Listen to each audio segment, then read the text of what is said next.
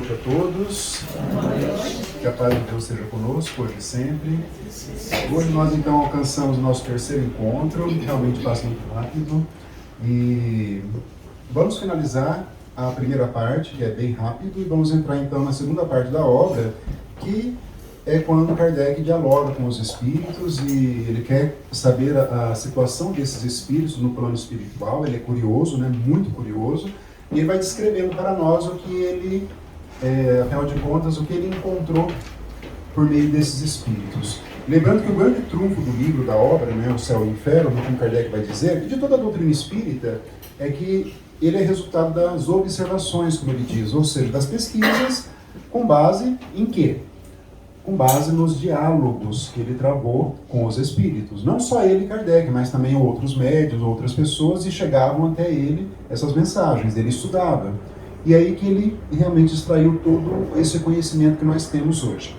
Mas vamos iniciar, que nós temos hoje muito conteúdo, o nosso tempo é escasso.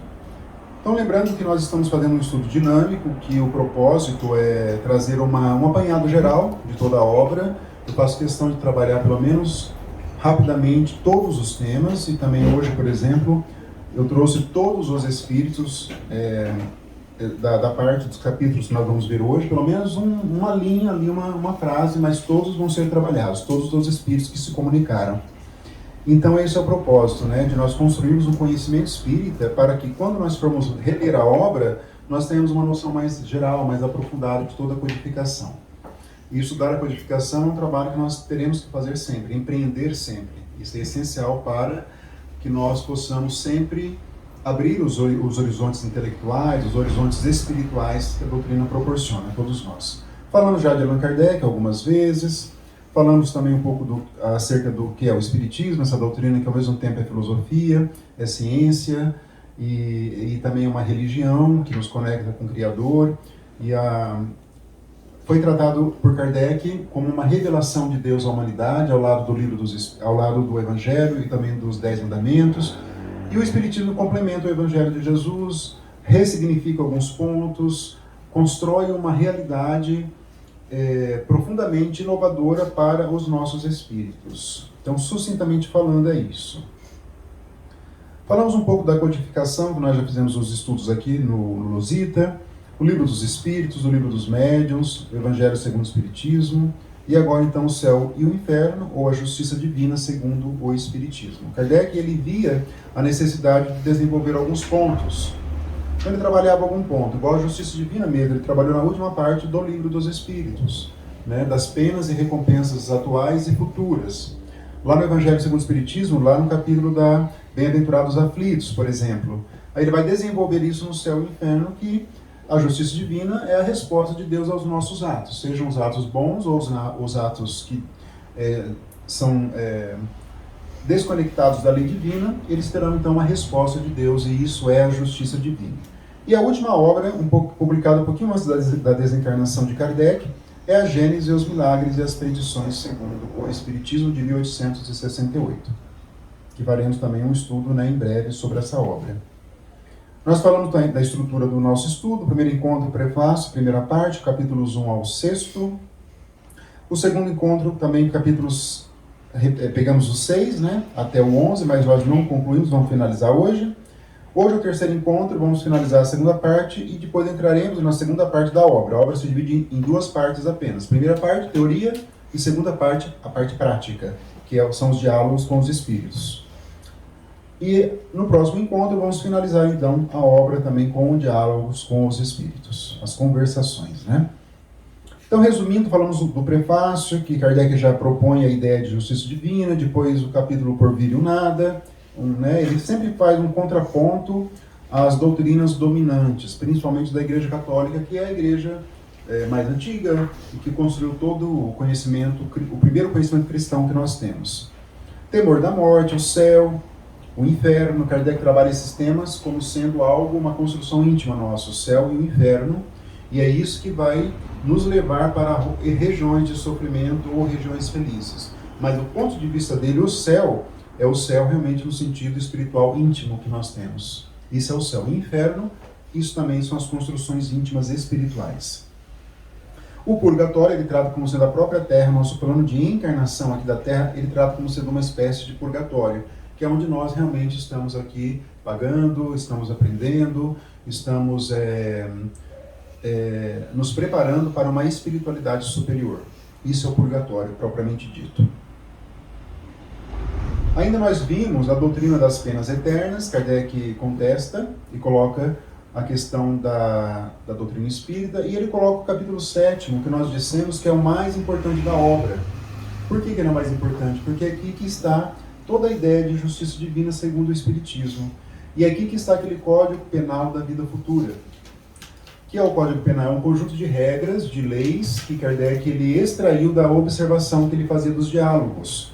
E esses princípios vão reger as nossas vidas. Então nós vamos lá estudando, vamos ver que o que nós fazemos aqui vai gerar uma consequência, mas tem algo, bastante assim, ao mesmo tempo aberto, são cláusulas abertas, né? O nosso Código Penal aqui, por exemplo, fala, matar alguém, pena de 6 a 21 anos. Não está no Código Penal matar alguém, reparem isso. Não chega nessas minúcias. Por quê?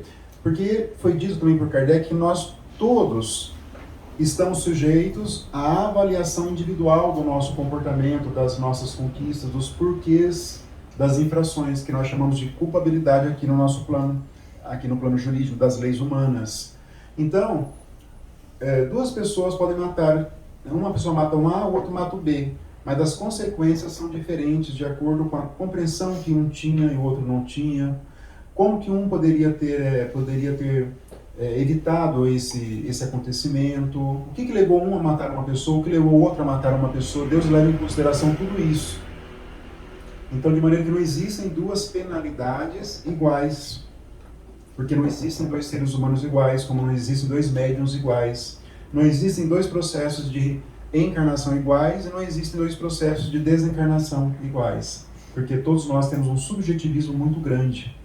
Então, o ato de matar alguém, um ato pode então ter consequências bem diferentes a depender dos espíritos, de um espírito A, do espírito B, do espírito C. Então as cláusulas são abertas desse Código Penal da vida futura. E hoje então, no nosso terceiro encontro, capítulo 7 ao 11, ainda da primeira parte, e capítulos 1 ao 4, onde começa então as confabulações com os espíritos, como diz Kardec. Qual o conteúdo então do nosso terceiro encontro? O capítulo 8, os anjos, que é sobre quem? Nós. O capítulo 9, os demônios, esses dois. Intervenção dos demônios nas modernas manifestações, capítulo 10. E o capítulo 11, da proibição de evocar os mortos. Aí, em seguida, o passamento, espíritos felizes. Olha, mais um capítulo sobre nós. São dois, anjos e espíritos felizes. Espíritos em condições medianas e espíritos sofredores. Então, esses são nossos temas de hoje. Espíritos sofredores? Não, né? Espíritos felizes. Será? Vamos ver, né? Eu trouxe alguns livros aqui que nós já conhecemos, né? Trouxe 3 aqui, na verdade. Primeiro, o livro A Caminho da Luz, do Espírito Emmanuel, que é um clássico da nossa literatura. Eu gosto muito desse livro porque ele embora seja simples, mas ele nos dá uma noção exata do nosso papel aqui na Terra, né? Ao longo da evolução humana, ao longo das sociedades que surgiram e desapareceram, e qual a nossa destinação espiritual. Então, é a história do planeta Terra, mas de um ângulo espiritual. Eu gosto muito, tem muito a ver com a justiça divina. Eu trouxe um livro que nós já falamos, é um clássico, também é do Hermínio Miranda, que é o Diálogo com as Sombras, porque nós vamos hoje entrar nesse tema do diálogo com os espíritos. Quem trabalha em reunião mediúnica, seja o próprio dialogador, ou o médium, ou o dirigente, deve sempre ler essa obra assim, uma vez a cada 2 anos, porque ela é muito interessante. E ela é o resultado das experiências do próprio Hermínio, quando ele trabalhava em uma reunião mediúnica. E é muito peculiar a maneira de como ele classifica os espíritos que se comunicam numa reunião mediúnica. Porque às vezes quando vamos ler em Kardec, como o livro é mais antigo, às vezes é um pouco distante de nós. Esse livro ele nos aproxima mais das reuniões mediúnicas contemporâneas. Então ele é um clássico mesmo, um dos livros mais importantes, sem dúvida, escritos no século XX. E um livro específico do André Luiz, que nós já mencionamos, que é o Ação e Reação. que ele é um livro, já o nome induz a ideia, né, de justiça divina, já induz essa ideia, ação e reação. E tem uma história também muito emaranhada de muitos fatos, triângulo amoroso, uma mulher que ela se relacionou com 3 homens, isso tem consequências espirituais, e a encarnação de um dos espíritos em 3 oportunidades ao longo da obra. Então, é um livro muito interessante também, ação, e tem muito a ver com a questão da justiça divina. Então, fica agora para estudo, né?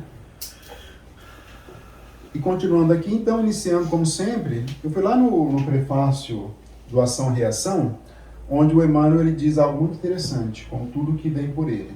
Lembrando que o Emmanuel ele sempre fez todos os prefácios da obra do André Luiz.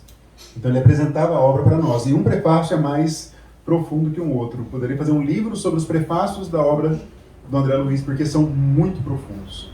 Então ele diz assim, o Espírito Emmanuel: os princípios codificados por Allan Kardec abrem uma nova era para o espírito humano.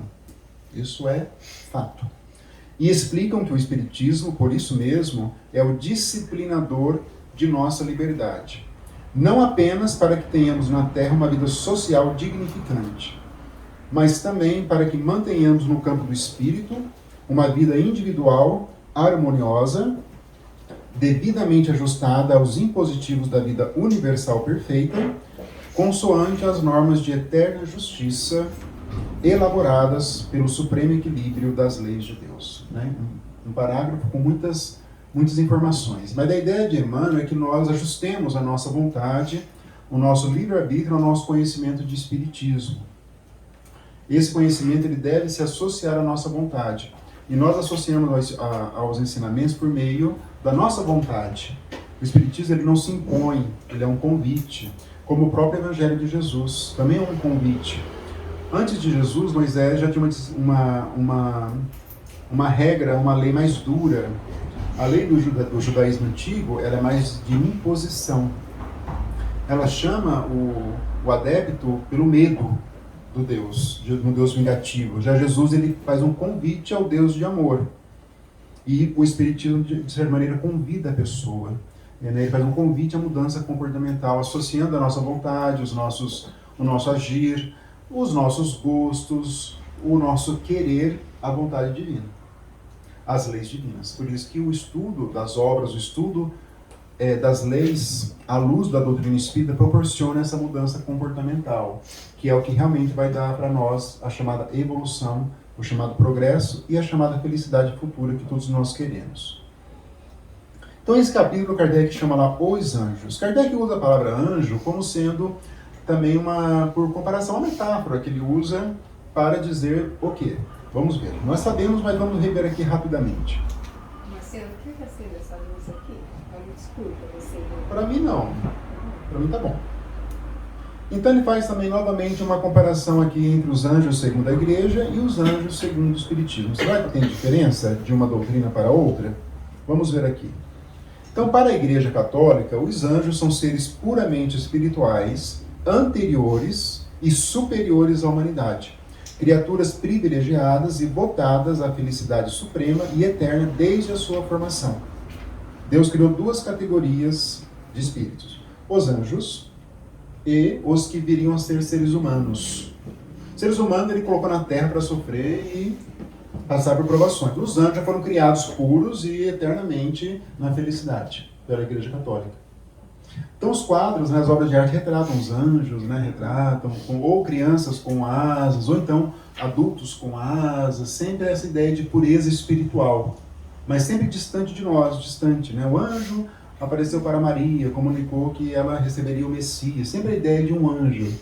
Aí Kardec diz o seguinte: para o Espiritismo, os anjos são, pois, as almas dos homens chegados ao grau de perfeição que a criatura comporta, fruindo em sua plenitude a prometida felicidade. Então não existem 2 categorias de seres espirituais, existe uma só. E os anjos, que são chamados assim, são aqueles que trilharam toda aquela escala espírita do item 100. Então, muitos são anteriores à humanidade realmente da Terra, mas com certeza habitaram outros planetas, fizeram seu processo de evolução em outras realidades. Essa é uma explicação muito mais lógica e muito mais condizente com a justiça divina. Não há como ser diferente. As almas ou espíritos são criados simples e ignorantes. Esse é um princípio, está lá no livro dos Espíritos. Isto é, sem conhecimento nem consciência do bem e do mal, porém aptos para adquirir o que lhes falta. O trabalho é o meio de aquisição, e o fim, que é a perfeição, é para todos o mesmo. A perfeição é para todos os seres. Então Deus cria, até onde nós podemos conhecer, espíritos, aquele princípio espiritual que Kardec vai grafar com letra minúscula a palavra espírito, na primeira parte do livro dos Espíritos. Por que ele grafa com minúsculo? Porque são realmente o espírito enquanto ser espiritual lá dos reinos inferiores, que André Luiz vai chamar de mônada espiritual, lá no livro Evolução em Dois Mundos. Então podemos imaginar o ser mais simplório que nós podemos imaginar lá nos reinos inferiores há bilhões e bilhões de anos, mas que um dia esse ser vai evoluir, passando para reinos, evoluindo, progredindo, até alcançar o reino nominal. Mas quando Kardec fala que fomos criados simples e ignorantes, ele se refere a esses reinos inferiores. E é uma conquista. No livro Evolução em Dois Mundos, tem uma explicação muito lógica, que até o comer, o respirar, hoje que nós temos, que nós acreditamos que é algo autômato. O que é autômato? Nós fazemos sem pensar. Então nós temos um sistema de deglutição, não tem? Dos alimentos? Nós comemos, vai deglutindo, não vai? Até o corpo expelir. Esse sistema, por exemplo, entre todos os outros do nosso organismo, são conquistas da evolução que nós trilhamos nos reinos inferiores. É uma conquista nossa. Nós alcançamos esse grau de deglutir, de respirar, por exemplo, porque passamos pelos reinos inferiores, na luta ali para saber o que é respirar, o que é comer, o que é se alimentar. Não foi dado por Deus a nós de graça. Isso dependeu de um trabalho nosso. Olha que interessante. Tudo que nós temos hoje veio do nosso trabalho em reinos inferiores e no reino nominal. Então isso é uma ideia de progresso, uma ideia de justiça divina. Todos os seres. Os que habitam as plantas, né, o princípio espiritual um dia vai se tornar ainda seres que vão passar para os reinos superiores, né? Então isso é muito interessante, muito abrangente da justiça, e muito lógico, na minha opinião. E todos os seres são destinados à perfeição, todos os seres. Conseguem-no mais ou menos prontamente em virtude do livre-arbítrio. Aí, quando já se está no reino nominal, nós temos o livre-arbítrio.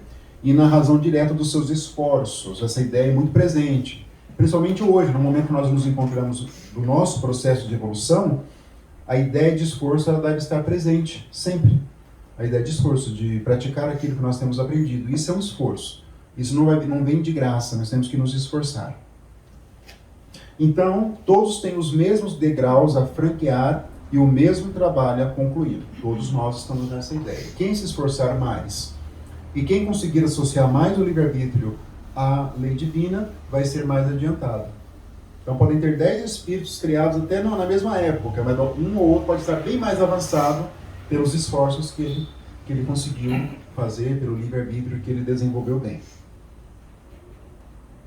E a questão, então, dos demônios? É a mesma lógica da questão, né, dos anjos. Como que a igreja trata, como que o espiritismo trata essa questão? Kardec faz uma explicação bem rápida e interessante da origem dessa crença. Por que muitos povos, desde sempre, povos antigos, trabalham com a ideia de demônios, né? Demônios e espíritos bons. Tem muito presente isso. Mesmo nas culturas não cristãs, tem a ideia do mal. Então, como diz, os filmes americanos de terror tratam-se de demônios sempre fora da humanidade. Sempre isso. Então, diz Kardec assim, não se podendo racionalmente admitir que o mal derivasse de um benéfico poder, concluiu-se pela existência de dois poderes rivais no governo do mundo. Olha que interessante. Porque Deus é um só, nós espíritas sabemos. Se existe o mal, como nós rotulamos de mal, é que Deus permite que isso ocorra. Só que essa ideia é moderna. Para nós hoje até é relativamente simples, mas isso não era, e não é para muita gente hoje, não era no passado. Como que Deus permite o mal? Nós falamos também, muitas pessoas são levadas ao ateísmo porque elas veem tantas circunstâncias rotuladas de mal e falam, mas como que isso pode acontecer? Se existe Deus, como ele permite uma criança morra, uma criança seja vítima de um homicídio, vítima de uma violência sexual? Ele pode se perguntar isso. Como? Não, Deus não existe, porque se ele existisse, ele seria bom. E se ele fosse bom, ele não permitiria isso. Mas ele não coloca essas circunstâncias dentro da ideia de justiça divina. E o lado mal é que nós temos esse lado, mas isso não existe perante Deus, pelo menos na concepção que nós temos. O mal, muitas vezes, ele é o desvio da lei divina e Deus convoca de novo quem viola para o caminho reto. Então nós rotulamos de mal, mas perante Deus é um processo de reeducação. É diferente, então, as noções que nós temos hoje de bem e de mal. Como compreenderia, então, diz Kardec, que o mal não passa de estado transitório, do qual pode emanar o bem, conduzindo-o à felicidade pelo sofrimento e auxiliando-lhe o progresso? Porque a ideia de que o sofrimento ele é um bem, isso é muito do espiritismo. As religiões não têm essa ideia de que o sofrimento ele trará um bem quando bem aceito, quando bem tolerado. O sofrimento traz isso, mas muitos não têm essa compreensão. Consequentemente, é o mal brigando com o bem, e a ideia de demônio e a ideia de anjo. É isso que se desenvolveu ao longo da humanidade. Vocês veem como Kardec ele vai quebrando vários paradigmas da história, não só da cristandade, mas de todo o conhecimento espiritual. Ele destrói alguns argumentos, com lógica, irretorquível, a lógica dele. E ele continua dizendo assim: para compreender como do mal pode resultar o bem, é preciso considerar não uma, porém muitas existências. É necessário apreender o conjunto do qual, e só do qual, resultam nítidas as causas e respectivos efeitos. É o que nós temos feito, estudando as múltiplas existências que nós já tivemos, dentro daquilo que, por enquanto, nós temos uma noção atualmente teórica. Nós não temos acesso ainda, nesse plano, das informações que nos fizeram nascer dessa ou daquela maneira, com esse ou aquele sofrimento. Mas nós temos uma noção, nós espíritas.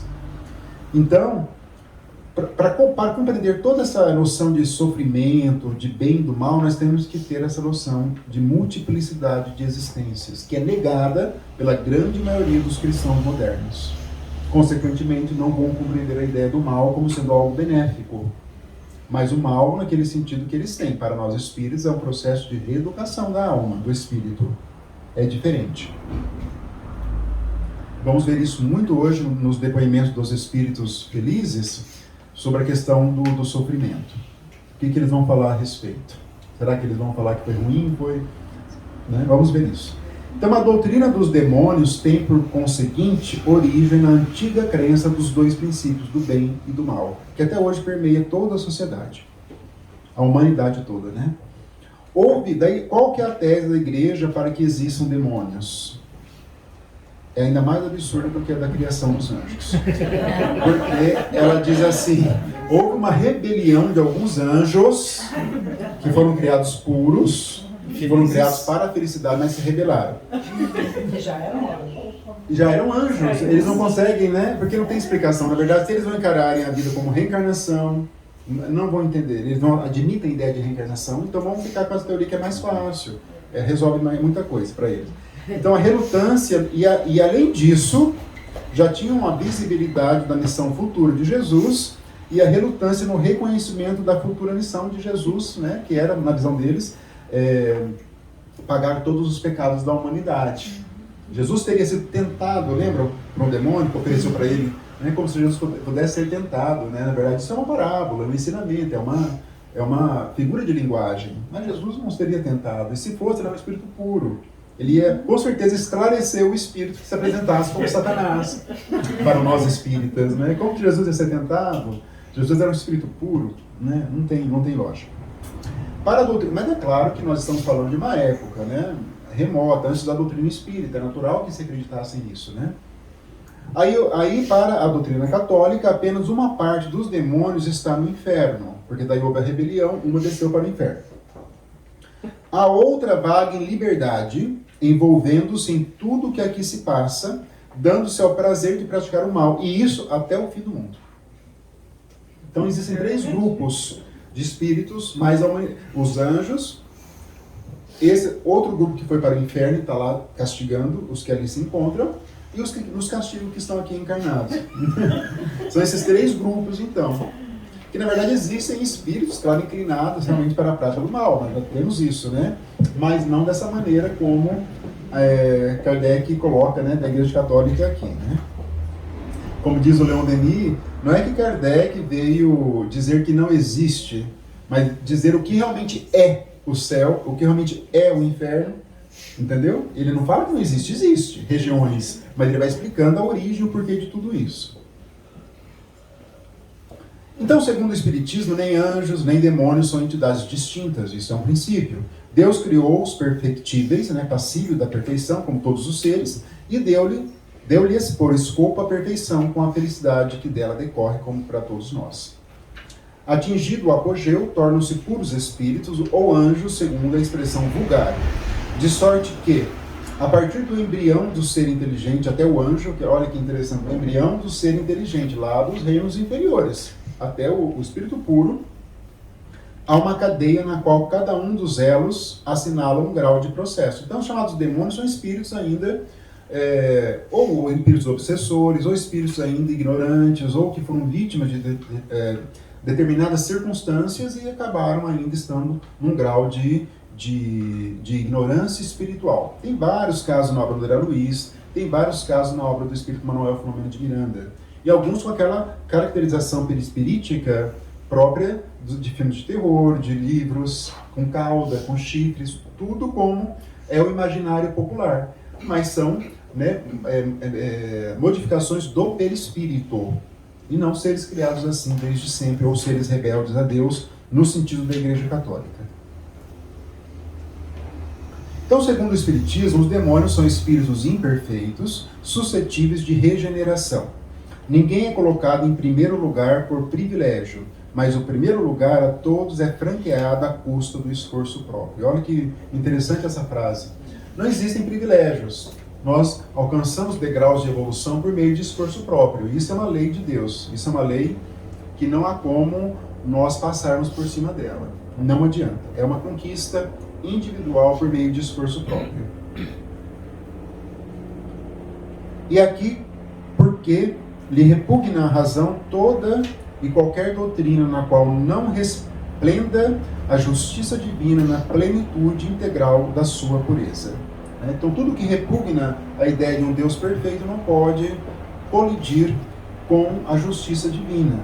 Deus é perfeito, Deus é justo. Então, consequentemente, todo o arranjo do universo deve fazer frente à justiça e à bondade de Deus. Senão não seria Deus, simples assim. Então, dentro dessa ideia de bondade, não existe a ideia de eternidade, de espíritos no mal, né? Deus não criou espíritos previamente puros, como seriam esses anjos, de acordo com a Igreja Católica. E Kardec aproveita essa temática no capítulo 10 para falar das intervenções desses chamados demônios nas modernas manifestações, naquelas manifestações do século XIX, principalmente daquelas chamadas de efeitos físicos, das mesas girantes. Porque uma das teses era de que realmente as mesas mexiam, só que quem as mexiam eram os demônios. Era uma das teses na época. Então é essa tese que Kardec vai enfrentar agora aqui. Que ele era destemido, Kardec. Ele enfrentava tudo, né? Escrevia sobre tudo na época.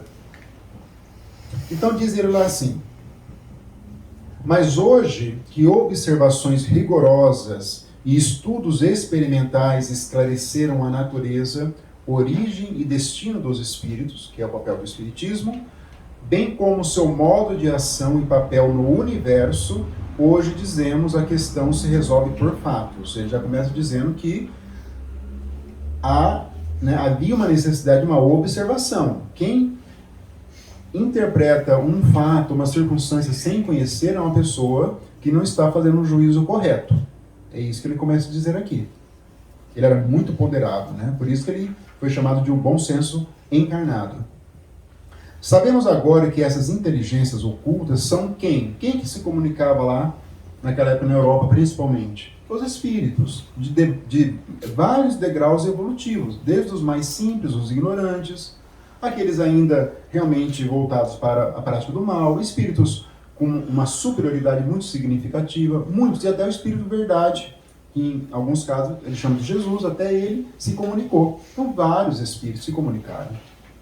Sabemos também que as diversas categorias de bons e maus espíritos não são seres de espécies diferentes, porém que apenas representam graus diversos de adiantamento. Então, dentro dessa noção de lei do progresso, que nós vamos compreendendo a fala de um espírito, o que ele pode nos ensinar, o que ele vem trazer. Até hoje, numa reunião mediúnica, quem está na lead ali da reunião mediúnica, o esclarecedor principalmente vai ali compreendendo quando o espírito é ignorante, quando ele é inclinado para o mal, quando ele é um espírito benfeitor. Mas como que ele vai compreendendo? Pelo que ele transmite, pela fala, pelos ensinamentos dele. Ensinamentos no sentido, né, ou ensinamentos pela dor, ou ensinamentos pelo grau de conhecimento do espírito. É por essa maneira que ele vai catalogando. Foi isso que Kardec utilizou na época dele. Né? Graus diversos de adiantamento. E agora, esse capítulo 11, para finalizar a primeira parte da obra, da proibição de evocar os mortos. Nós vimos lá no Livro dos Médiuns que Kardec evocava espíritos. O que é evocar? Evocar é chamar um determinado espírito para que ele se comunique. Isso é evocar. Eu quero que o espírito tal, né, então Kardec fazia uma fórmula mais ou menos assim: em nome do Todo-Poderoso, peço que o espírito de Sócrates se comunique aqui na Sociedade Espírita de Paris. Essa é uma evocação. E o espírito, se fosse possível, ele se comunicava. Às vezes, São Luís, que era o dirigente espiritual da Sociedade Espírita de Paris, ele falava, não, esse espírito não é possível ele se comunicar. E isso, o espírito se comunicando por meio da psicografia na época. Era muita psicografia, não era hoje como hoje predomina ou a intuitiva ou a psicofonia. Era a psicografia. Então, não é possível. O outro falava, amanhã ele se comunica, hoje não é possível para ele. Mas também havia muitas comunicações espontâneas. Mas, com a evolução do nosso movimento espírita, nós, predominantemente hoje, não adotamos mais a evocação. Pode ser que alguma pessoa pratique, já vi grupos de pessoas, até estudiosos, dizendo que não, temos que praticar a evocação. Kardec defendeu isso. Sim, Kardec, mas Kardec era Allan Kardec. Né? Ele era um missionário. Ele havia ali uma pleiade de espíritos ali que circundava a sociedade. Chico também psicografava cartas para as mães que tinham os filhos, que os filhos desencarnaram, mas era Chico, tinha Emmanuel por trás. É um trabalho dificílimo levar o espírito de um filho para uma reunião mediúnica. É muito complexo esse trabalho. Então Chico era diferente, era diferenciado. Mas nós temos que entender então que Kardec realmente defendia as evocações. Só que esse tema da evocação não era bem visto, e até hoje não é, por muitas religiões. Não era bem visto nem por Moisés, nem pela Igreja Católica.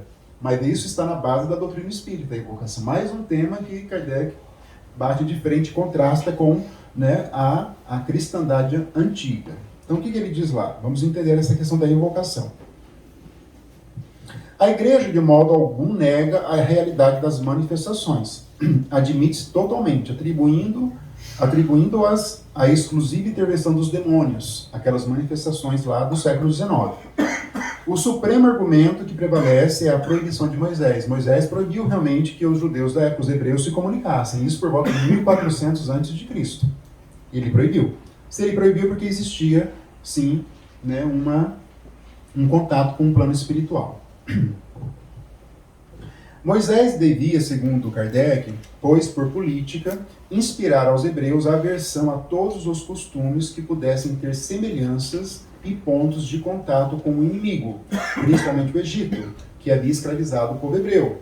E o herói deles é o próprio Moisés, que libertou o povo hebreu do jugo da escravidão do Egito. Tem que entender essa história, essa parte da história. Então, para justificar essa versão, preciso era que apresentasse tais práticas como reprovadas pelo próprio Deus. Tudo que Moisés escrevia, ele falava, mas era Deus. É Deus. O Senhor não quer. O Senhor não quer. Não era ele, Moisés. Era o Senhor. Tudo que ele escrevia. Porque ele era o legislador daquela época. Nesse tempo, as evocações, olha que interessante, mas Moisés, apesar de tudo, não está incorreto. É isso que Kardec vai dizer. Por quê? Nesse tempo, as evocações tinham por fim a adivinhação, ao mesmo tempo que constituíam um comércio associadas às práticas da magia e do sortilégio. Então a pessoa ia procurar alguém que se comunica com o espírito para conseguir algum favor, alguma curiosidade, ou para conseguir felicidade na vida amorosa, como tem os cartazinhos até hoje, né? Não tem? Trago de volta seu amor, né? Isso é um tipo de sortilégios, né? Isso é um tipo de sortilégio e tal. Então isso é abominado por espíritos superiores. Isso é abominado. Então ele diz assim, olha que interessante, como Kardec tinha muito bom senso. Moisés tinha razão, portanto, proibindo tais coisas e afirmando que Deus as abominava. Porque na época não havia diálogos como Kardec travou, diálogos com respeito, com fins de codificação de uma doutrina, não existia isso. Imagina, isso apareceria só no século XIX. Kardec que criou o conceito de mediunidade. A palavra mediunidade é de criação de Allan Kardec, assim como a palavra médium. Então tudo isso para nós hoje talvez seja muito básico, para nós espíritas, mas não é tão básico assim. Não é tão básico assim, né? Então essas práticas supersticiosas perpetuaram-se até a Idade Média, nós sabemos disso. Mas hoje a razão predomina, ao mesmo tempo que o Espiritismo veio mostrar o fim exclusivamente moral, consolador e religioso das relações de além-túmulo. Então nós só podemos conversar com os espíritos com esse propósito, ou moral, ou consolador, ou religioso. Fora desse contexto, o Espiritismo não recomenda os diálogos com espíritos. Tem religiões que fazem seus diálogos com outros propósitos. Nós espíritas não. Tem que ter esse propósito aqui. Aqui está a essência do Livro dos Médiuns. E é assim que nós encerramos então a primeira parte da obra, nessa teoria, para entrarmos aqui. Tem a invocação, tem a proibição ainda. Tem mais um slide, pensei que tinha acabado aqui, só um minutinho então. Então, se Moisés proibiu evocar os mortos, é que esses podiam vir, pois, contrário, inútil for a proibição. Ora, se os mortos podiam vir naquele tempo, também o podem hoje. E se são espíritos de mortos os que vêm, não são exclusivamente demônios. Demais, Moisés de modo algum fala nesses últimos. A Igreja Católica, embora ela pegou a proibição de Moisés, né, ela colocou que a questão dos demônios, que não foi tratada por Moisés. Olha que confusão que foi feita dessa temática. Então, repelir as comunicações de além-túmulo é repudiar o meio mais poderoso de instruir-se. Já pela iniciação nos conhecimentos da vida futura e pelos exemplos que tais comunicações nos fornecem. É o poderoso meio que deu origem à própria doutrina espírita. Se não houvesse comunicação, não comunicação porque elas sempre existiram, mas se não houvessem meios de nós captarmos essas comunicações de maneira idônea, de maneira séria, nós não teríamos a doutrina espírita. E muito menos os médiuns sérios que vieram no século XX, por exemplo. E nem as obras que nós temos hoje, obras realmente extraordinárias que vieram a partir do plano espiritual. Então Kardec ele coloca essa temática das evocações, das comunicações dentro de uma temática muito séria. Então esse é o objetivo nosso aqui.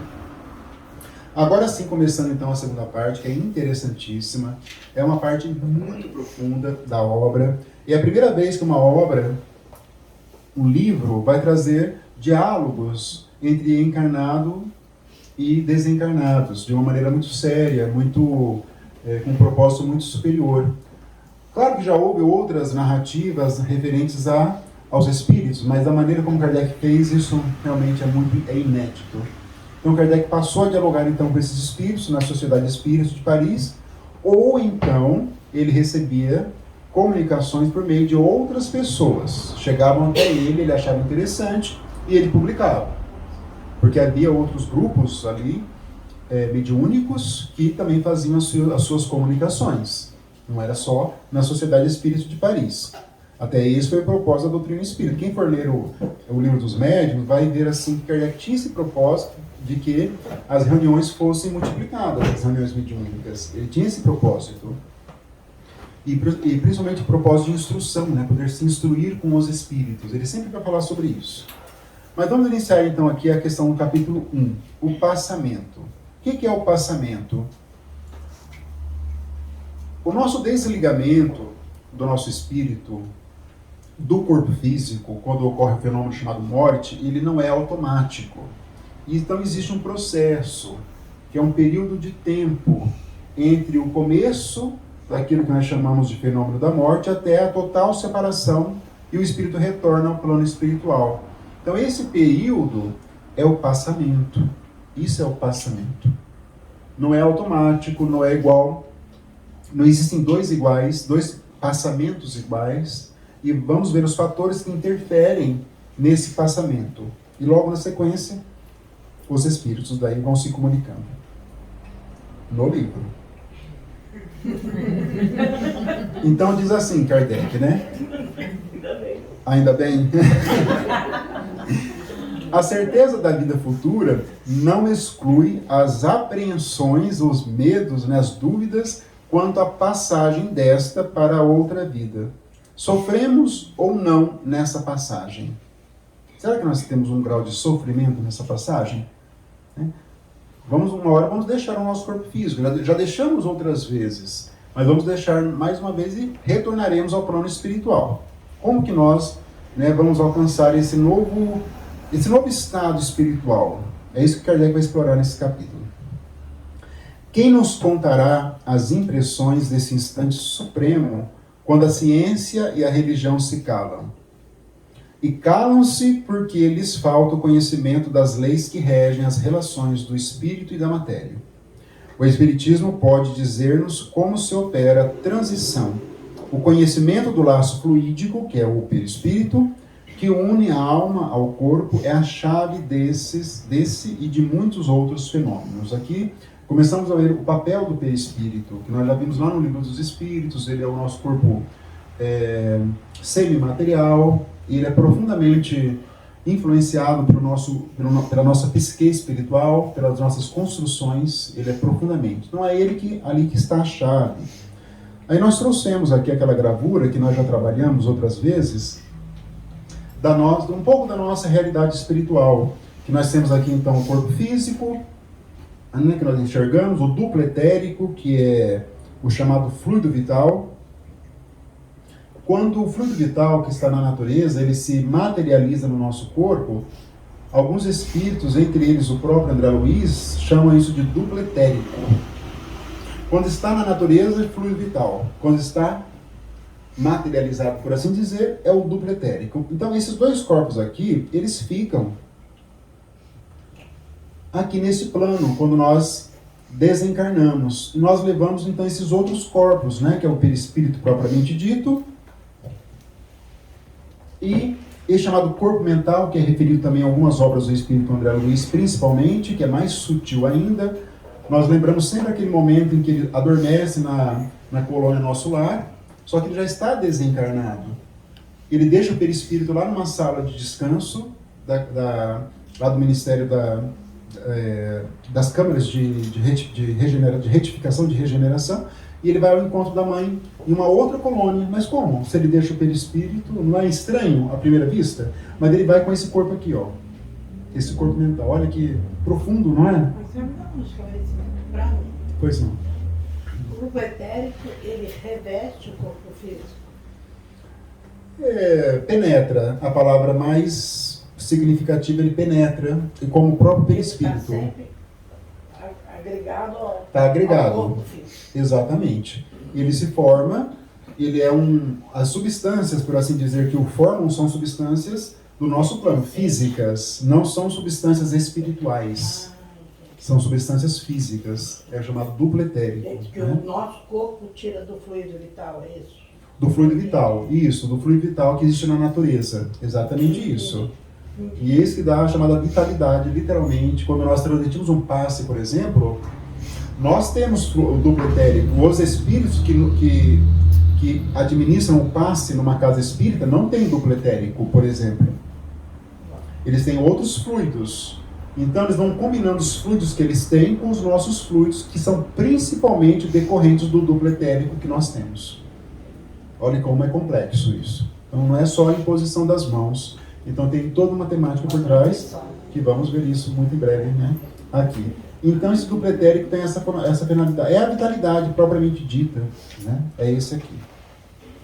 E tem um espírito que nós ainda não sabemos exatamente o que é, mas aqui ele está...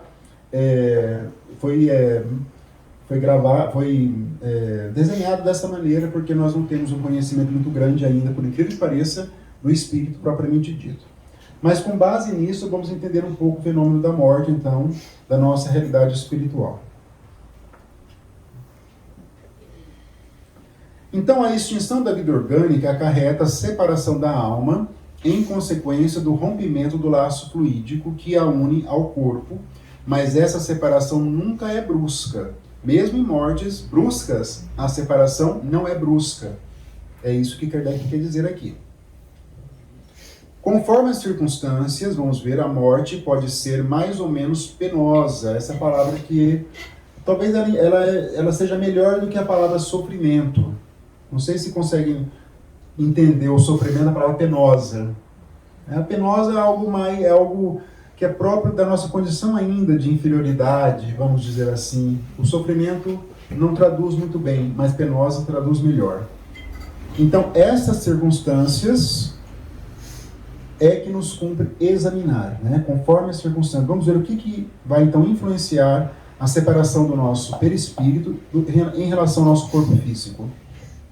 Vamos lá. Então, o sofrimento, aqui Kardec usa a palavra sofrimento, que acompanha a morte, está subordinado à força adesiva que une o corpo ao perispírito. Então, vamos imaginar que nós não estamos falando aqui daquele sofrimento dos espíritos culpados, daqueles espíritos que praticaram mal.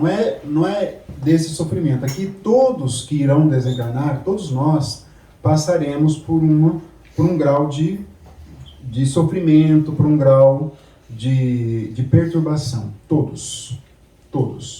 Mas aí há fatores que vão interferir nessa, né, chamada força adesiva, nessa expressão que Kardec coloca. Que tudo que puder atenuar essa força e acelerar a rapidez do desprendimento torna a passagem menos penosa. Então, o que vai facilitar o nosso retorno espiritual? Todos já conseguem vislumbrar o primeiro requisito?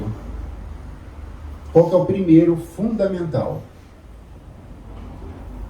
Segue-se ainda, vamos já chegar lá, ainda a perturbação, né, nessa sequência. Vamos ver com os depoimentos dos espíritos todas essas fases aqui, isso é importante. Uma perturbação. Nesse instante, a alma experimenta um torpor que paralisa momentaneamente as suas faculdades, neutralizando, ao menos em parte, as sensações. Então vamos ver alguns espíritos falarem assim que eles até tinham certa consciência do processo de desencarnação, eles viam espíritos, mas não podiam se comunicar, estavam com torpor. Algumas sensações estavam como se paralisadas. Eles viam, mas não conseguiam se comunicar. Ou estavam também totalmente ali ignorantes mesmo daquela circunstância. Então nós passaremos por isso também. A perturbação pode, pois, ser considerada o estado normal no instante da morte e perdurar por tempo indeterminado, variando de algumas horas a alguns anos, esse estado de perturbação. Como naquele caso, nós já mencionamos, né, os que dormem, eles dormem em razão, agora vamos revelar o porquê, em razão das perturbações de que eles são vítimas de si mesmos, das construções mentais dos espíritos culpados. Então eles desencarnaram, mas ainda continua anos ainda em estado de perturbação. Não passou a fase ainda, a fase do completo passamento, entendeu? Não é que eles estão dormindo lá porque eles estão sendo punidos pela justiça divina. Não, eles simplesmente ainda não completaram o processo de desencarnação. É por esse motivo. Depois vem aí as chamadas expiações e tudo mais que virá adiante. Grande parte do trabalho mediúnico é sobre isso, né? Grande parte, sem dúvida. Muitos espíritos, com certeza, vão ali, estão numa perturbação e não sabem nem onde estão e muito menos o porquê. Por isso é importante o choque anímico. O choque anímico é uma doação dos fluidos que vem lá do duplo etérico que nós temos e os espíritos não têm. Então eles conduzem um espírito que está muito perturbado para uma reunião mediúnica para que nós encarnados doemos nossos fluidos oriundos do duplo etérico. Porque como eles são mais próximos de nós, esses espíritos mais ignorantes, nós temos mais facilidade de alcançar uma lucidez para que eles consigam uma lucidez do que o próprio mundo espiritual, por assim dizer. Entendeu? Por isso que existem reuniões mediúnicas predominantes. Choque anímico é isso, uma doação de fluidos. Não existe esse intercâmbio do choque que era para eles. Exato. Uhum. Então vamos ver agora os fatores que interferem nesse passamento. Qual que é então o fator principal que vai realmente nos trazer pouca perturbação, rapidez ali na questão do passamento, retorno rápido ao plano espiritual, uma lucidez. É o estado moral da alma. Esse é o ponto crucial. A causa principal da maior ou menor facilidade de desprendimento é o estado moral da alma. É a sua auto-evangelização. Isso impacta toda a nossa existência. Se nós seremos espíritos felizes ou não. Quem trabalha na reunião mediúnica, a sua capacidade mediúnica ela vai ser aprimorada pelo seu comportamento evangélico. Quem trabalha no passe, os seus fluidos serão melhores se ele se esforçar na conduta evangélica. A sua família será melhor se ele se esforçar na conduta evangélica. E também vai impactar a questão do passamento, do desprendimento, a conduta evangélica, né? Que é o estado moral. Isso impacta toda a nossa vida profundamente, porque Jesus foi muito pontual, né? Logo, de nós somente depende o tornar fácil ou penoso, agradável ou doloroso esse desprendimento. Depende de nós exclusivamente. É o estado moral. Então as pessoas perguntam, né? O corpo vai ser enterrado ou vai ser cremado? Até hoje os espíritos têm essa dúvida. Eu já vi vários falarem, não vai ser cremado, não prejudica o espírito. Pode ter um impacto, como vamos ver na sequência, mas o que vai ser determinante é o estado da alma. Ou o corpo vai ser cremado ou vai ser devorado por outros ali, pequenos animais, nós que escolhemos, né? Mas o impacto... Eu tinha que falar Pequenos animais. Escolhe. Qual que vai querer? Ou vai ser devorado ou vai ser cremado. Mas não é esse o ponto, né? Porque às vezes eu já vi pessoas falarem que esse método ia interferir, no desprendimento. Tem uma interferência, mas não é o fator principal. Essa que é a questão, né? Paulo de Tarso ele foi decapitado. Imagine vocês, né? Um espírito que é decapitado com um golpe de espada. Vamos ler, né? Lá o livro, lá no final vai lá. Daí ele falou, ele é corajoso, né? Paulo tinha uma coragem assim de realmente, eu fico admirado. Ele e o Gesiel, né? O Estevão. Daí ele fala para o soldado romano, não, pode fazer o seu trabalho, esse é o seu trabalho, pode fazer. E ele dá um golpe lá e separa a cabeça do... E aí ele retorna ao plano espiritual. Tem a descrição. E ele entra no estado de perturbação. Entra, porque isso está na lei. A perturbação, ela vai existir. Ela vai ser amenizada pelo estado moral da alma. Isso eu quero que nós saibamos. Ela vai existir. E ele ficou meio perturbado, mas depois de alguns segundos, alguns minutos, aí ele já acorda no plano espiritual. E foi decapitado.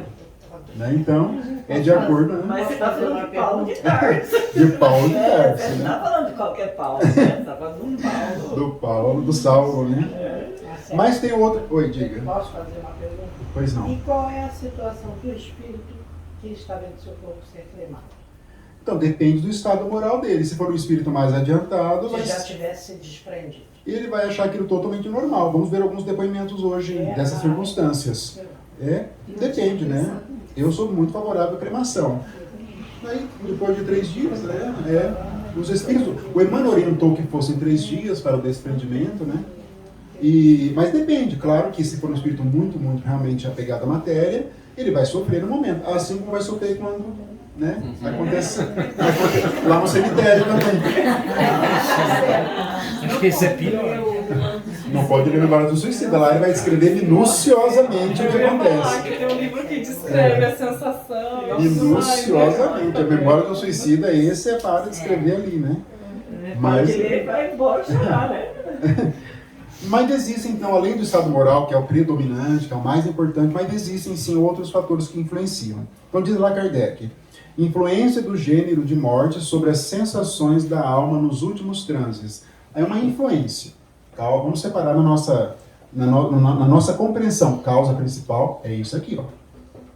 Aí, influência é uma influência que vai só ali nos bastidores, né? Morte natural resultante da extinção das forças vitais por velhice ou doença.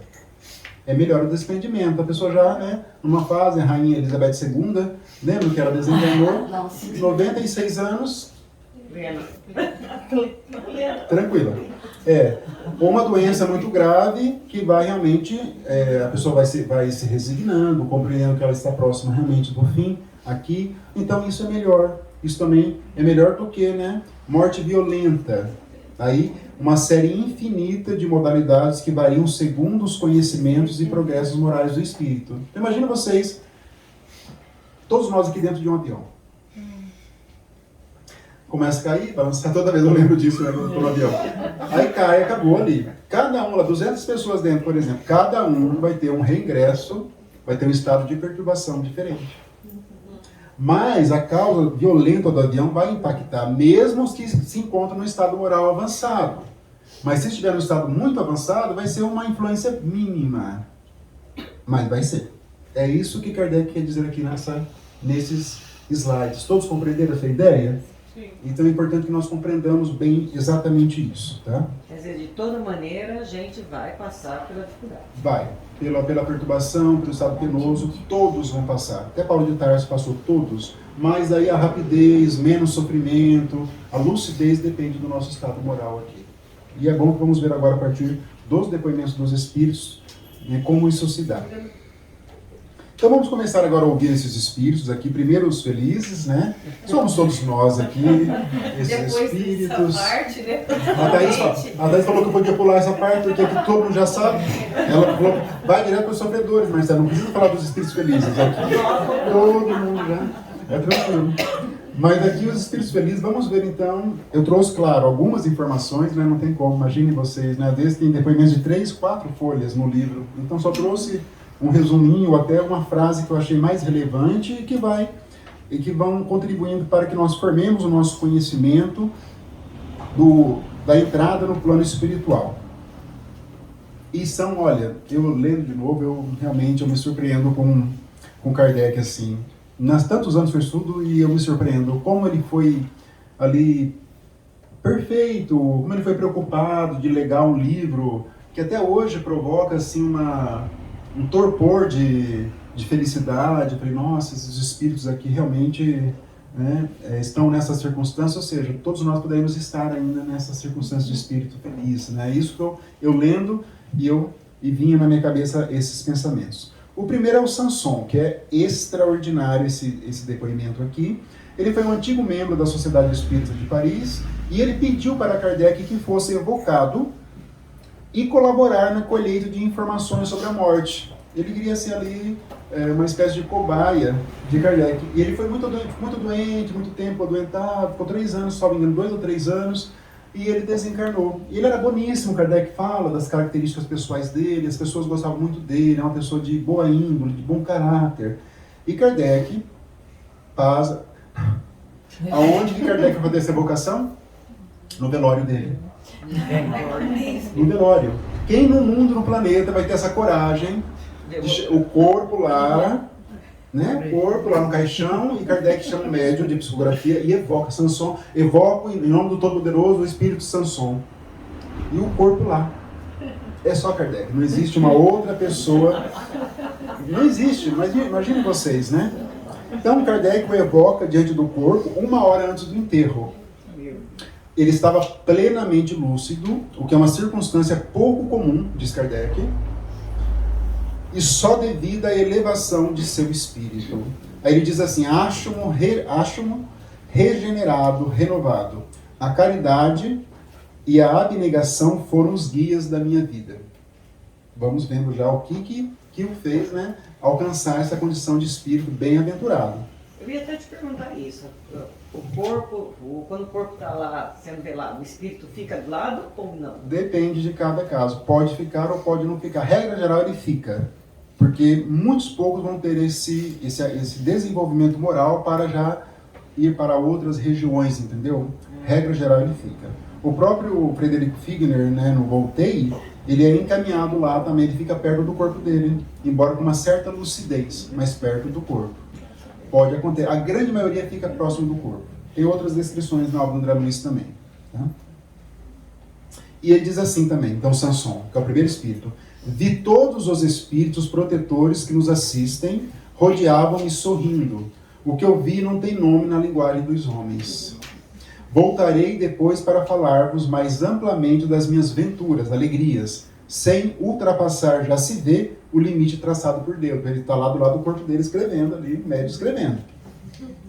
Vivei, daí ele dá um conselho para nós. Vivei sabiamente, santamente, pela caridade e pelo amor.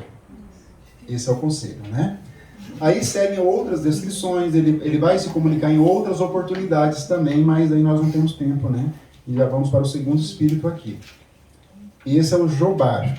Ele foi presidente honorário da Sociedade Espíritos de Paris. Lembrando que Kardec vai dialogar com vários espíritos de várias religiões, de homens, que foram homens, que foram mulheres, pessoas que desencarnaram precocemente, com 18 anos, outras já com uma idade muito avançada, pessoas pobres, pessoas ricas, de todas as maneiras possíveis. É isso também que temos que marcar. Por enquanto são aqui os membros da Sociedade Espírita. Aí ele diz assim: senti um abalo indizível. Aí vem aquilo que muitos já falaram, né? Lembrei-me instantaneamente do meu nascimento, da minha juventude, da minha velhice. Toda a minha vida se me retratou nitidamente na memória. Se preparem. Se preparem, porque eu estou avisando que esse filme seja um filme bom. Seja um filme bom. Você quer o download? Pega o download do Fazer um download. download e aparece ali. Mas muitos vocês já devem ter lido sobre isso, né? Alguns, né, passam ali um filme da história, da vida da pessoa. Marcelo, quando eu tinha 12 anos, eu fui empurrada pela minha prima numa represa.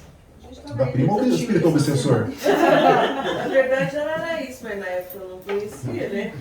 Poderia tê-la perdoado mais cedo, mas demorou um tanto. Demorou.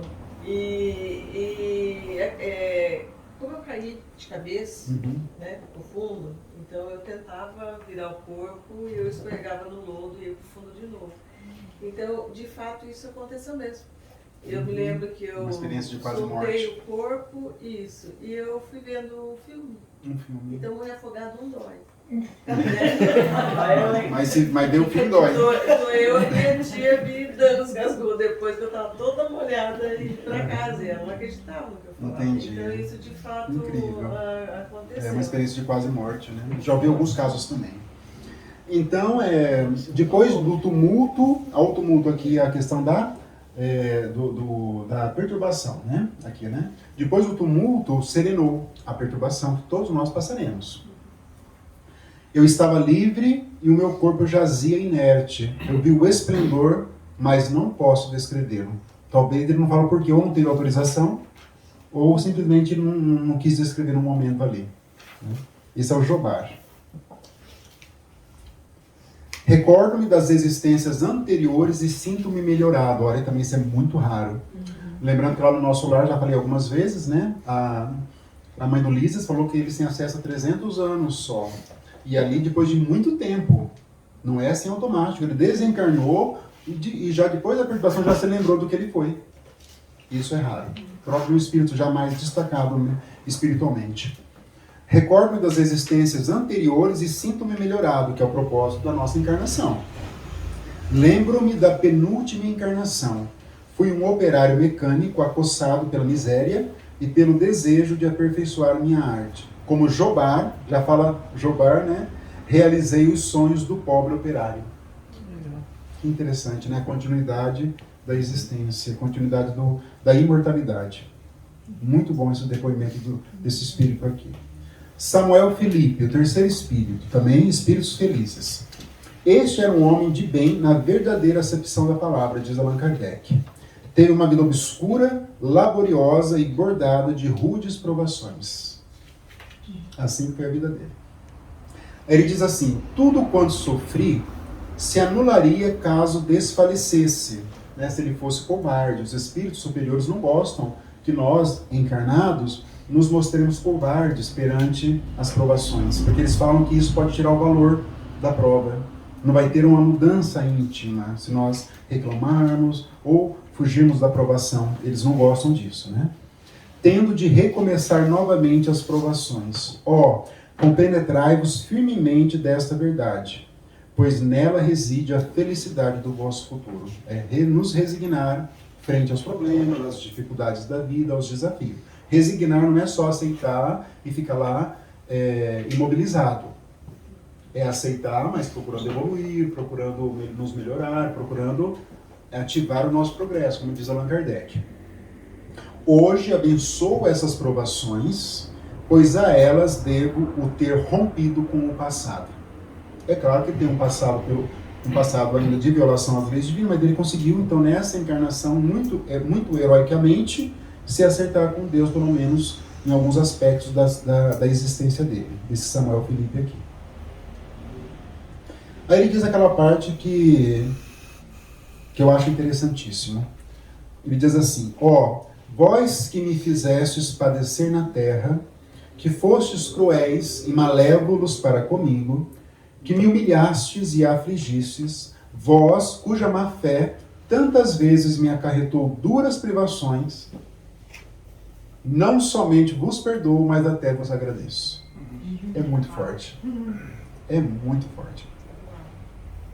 Quantos de nós, em plena consciência, teremos condições de falar isso?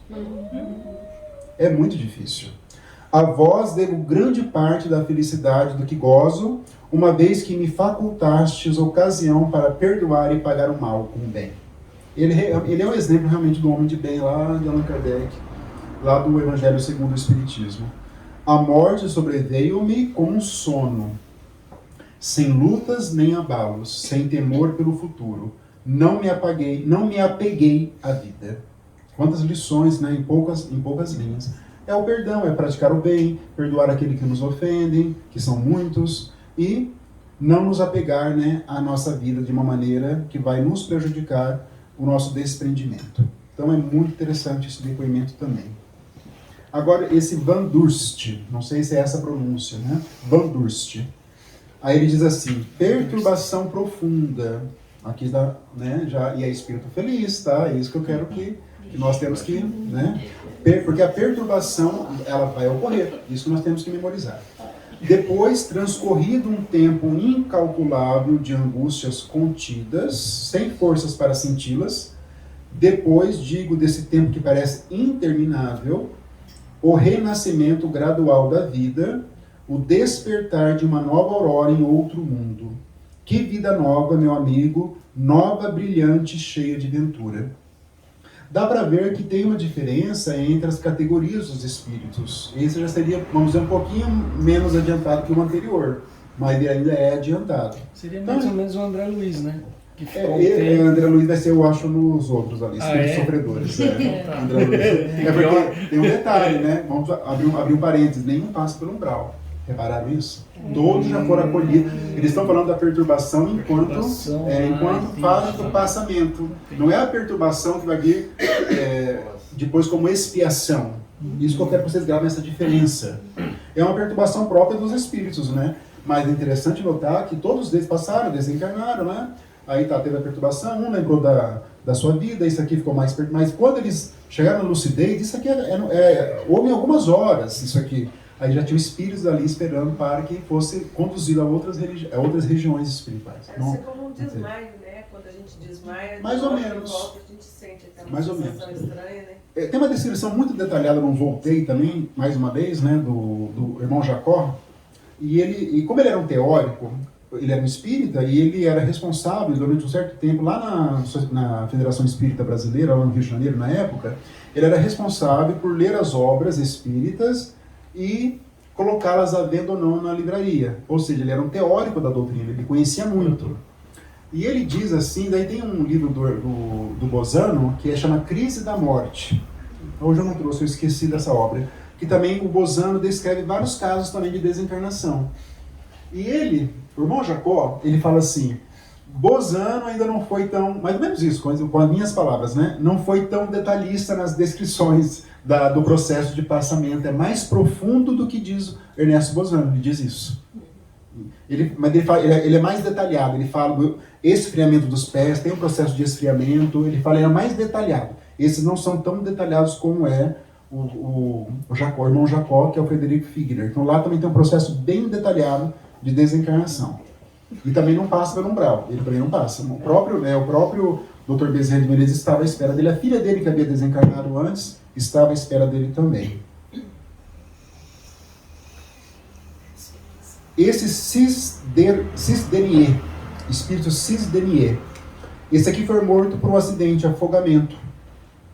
Ele diz assim: permaneci muito tempo sem me reconhecer, mas com a graça de Deus e o auxílio dos que me cercavam, olha, sempre os benfeitores, quando a luz se fez, inundou-me, bem feliz foi o meu despertar. Despertei cercado de todos os que amaste e chorastes.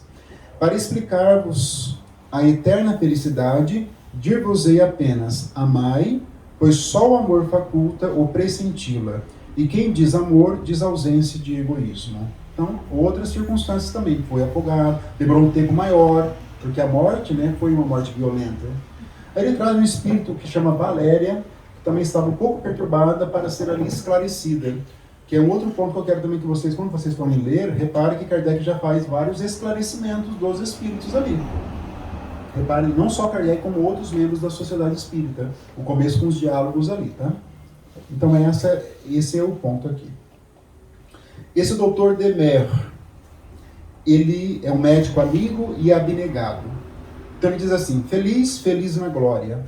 Ó, quem poderá jamais traduzir a esplêndida beleza da mansão dos eleitos? Eleitos no sentido dos que se esforçaram. Não me sinto de todo estranho neste mundo dos invisíveis, parecendo-me até que sempre o habitei, né? Que é a nossa residência realmente oficial, né? Vamos por assim dizer, a nossa casa verdadeira é o plano espiritual. Então ele está nessa condição de espírito feliz. A viúva Foulon tinha inato o sentimento do bem, abnegada, estava sempre a sacrificar o repouso, a saúde e os interesses em proveito dos necessitados. Cumpriu escrupulosamente os deveres de esposa e mãe de família. Essa é realmente destacada. Ela diz assim: visto não ter experimentado qualquer perturbação, essa não teve perturbação. É mulher também, né? Então já... Esse é o fator que Kardec esqueceu de colocar, que eu vou complementar, que é o fato de ser mulher. Já não vai passar por perturbação. Agora os homens, né? Daí... Toma o chicote. Perturbação acentuada, né? Marcelo, tem a Adelaide no livro Obreiros. Os Obreiros. A Adelaide, ela realmente, a médium, né, muito destacada, não é? Que ela própria desligou seus... Ela é mesmo, verdade. Bom exemplo, a Thaís lembrou no livro realmente Obreiro, da própria médium que fez o desenlace do fluídico do perispírito, que sempre nós precisamos de ajuda de outros espíritos. Ela foi lá e ela mesma fez. Não, pode deixar, eu faço. Mulher, né? É a hora celeste. A hora celeste. É a serva fiel. Ela realmente foi recebida com honras e glórias, realmente, né? E ela diz assim, então: eu disse para comigo, pois que, ela falando no momento ali, né, antes da desencarnação, pois que és espírita, esquece a terra, prepara-te para a transformação do teu ser e vê pelo pensamento a trilha luminosa que espera a tua alma. Ela falando com ela mesma, após o desenlace, e pela qual deverás libertar-te, desembaraçado e feliz, às esferas celestes, onde de futuro irás habitar. Lindo demais, muito lindo demais. Essa é a viúva Foulon. Esse outro, oitavo espírito, um médico russo. Eu apenas senti um rápido abalo. Olha, a perturbação dele foi bem rápida. Para encontrar-me logo feliz, inteiramente desembaraçado da mísera carcaça. Olha como que se refere ao corpo físico. É fácil concluir que, estando eu em um dos graus elevados, o atingi depois de uma série de combates, né, de encarnações, de desafios. Então esse também um exemplo de espírito feliz. Nenhum passou por regiões de sofrimento, né? Esse nome que é o Bernardin, só coloquei uma frase aqui. Ele diz assim: a todos vós, portanto, coragem, paciência e resignação. Eu gosto de pegar os conceitos que eles nos dão. Nós vamos formando conhecimento para nós mesmos, né? Coragem, paciência, que é, e resignação, aceitar, né, a vida. A condessa Paula era boa, meiga, indulgente, bela, jovem e rica. Mas como é que ele encarnou desse jeito? Ele fica lá no plano espiritual. Perfeita. É muito perfeita. Ela diz assim: mas eu estive na terra entre os felizes, pois não me lembro de haver aí experimentado um só desgosto real. Porque ela já era um espírito mais adiantado mesmo. Ela veio com outro, não veio para espiar. Ela veio para ensinar, provavelmente, os outros membros da família dela. Juventude, homenagens, saúde, fortuna, tudo o que entre vós outros constitui felicidade eu possuía. O que é, no entanto, essa felicidade comparada que desfruto aqui? Já vamos ver um caso de um homem muito rico, mas como que ele vai ver a riqueza, como que ela grave esse depoimento da Condessa Paula, para compararmos com outro que também era muito rico, assim como ela. Mas como que ele chegou? Ele está lá nos espíritos infelizes. Primeiro porque ele é homem. E segundo porque ele estava apegado à riqueza dele. A riqueza. Esse Jean Renaud. Como é esplêndida essa nova vida, diz ele. Há uma grande diferença, olha o que eu peguei dele aqui. Há uma grande diferença em professar e praticar. Muita gente professa uma doutrina que não pratica. Pois bem, eu praticava e não professava o espiritismo. Ele não teve conhecimento do espiritismo, ele tinha conhecimento dos princípios. É isso que ele fala. Então ele vivia realmente aquilo que nós já falamos muitas vezes, os espíritos nos comunicam. Vamos colocar em prática, vamos não ficar só no raso do conhecimento, porque só ter o conhecimento não é o suficiente para nos dar uma condição melhor no plano espiritual. Não é o suficiente. Agora, essa Antoine Cousteau, esse espírito Antoine Cousteau, era um homem de coração que o espiritismo reconduziu a Deus. Completa, sincera e profunda era a sua fé em Deus. Praticava a caridade por pensamentos, olha isso, palavras e obras, consoante os fracos recursos de que dispunha, tem um errinho ali, e encontrando meios ainda assim de socorrer os que possuíam menos do que ele. Eu só trouxe essa parte de Kardec porque aí já descreve quem ele foi. Né? Essa caridade, sempre reparem, sempre espíritos voltados para a prática da caridade, a benevolência, sempre circunstâncias de sofrimento, mas ainda no sofrimento a pessoa encontrou modos de ajudar outras pessoas por pensamento, por palavras. Isso que é interessante. Ela conseguiu administrar as provações, as expiações com muita sabedoria. Com muita sabedoria. E ele também deu uma comunicação no cemitério também, um pouquinho antes do fechamento da sepultura. Lá também. Interessante. Que coisa mais extraordinária. A morte é vida. Ele disse lá, o Espiritismo é ciência profunda, imensa, da qual apenas soletrais as primeiras palavras. O livro dos Espíritos despertara-me na alma os elos de amor ao meu Criador. Que bonito, né? Que profundo. A senhorita Emma Livry faleceu de acidente causado por fogo. Ela era católica. Ela diz assim, não experimentei a perturbação, entrei serena, mesmo por fogo forte. Né? Não sentiu dor. Não sentiu. Olha que interessante. Eu não tinha sido tocada pelo demônio do orgulho. Esse demônio existe. Esse é o que eu queria falar para vocês, né? Esse existe. Demônio do orgulho. Bendigo, pois, o fogo, o sofrimento, a prova que não passavam de expiação. Essa já aceitou plenamente, né, a circunstância e já retornou bem ao plano espiritual. É uma expiação. O doutor Vignal. Sou tão feliz quanto possível, vendo plenamente confirmados os secretos pensamentos concebíveis em relação a uma doutrina confortante e consoladora. Ele confirmou, ele era um espírita, na prática o que ele aprendia na teoria, ali, um pouquinho antes da desencarnação dele.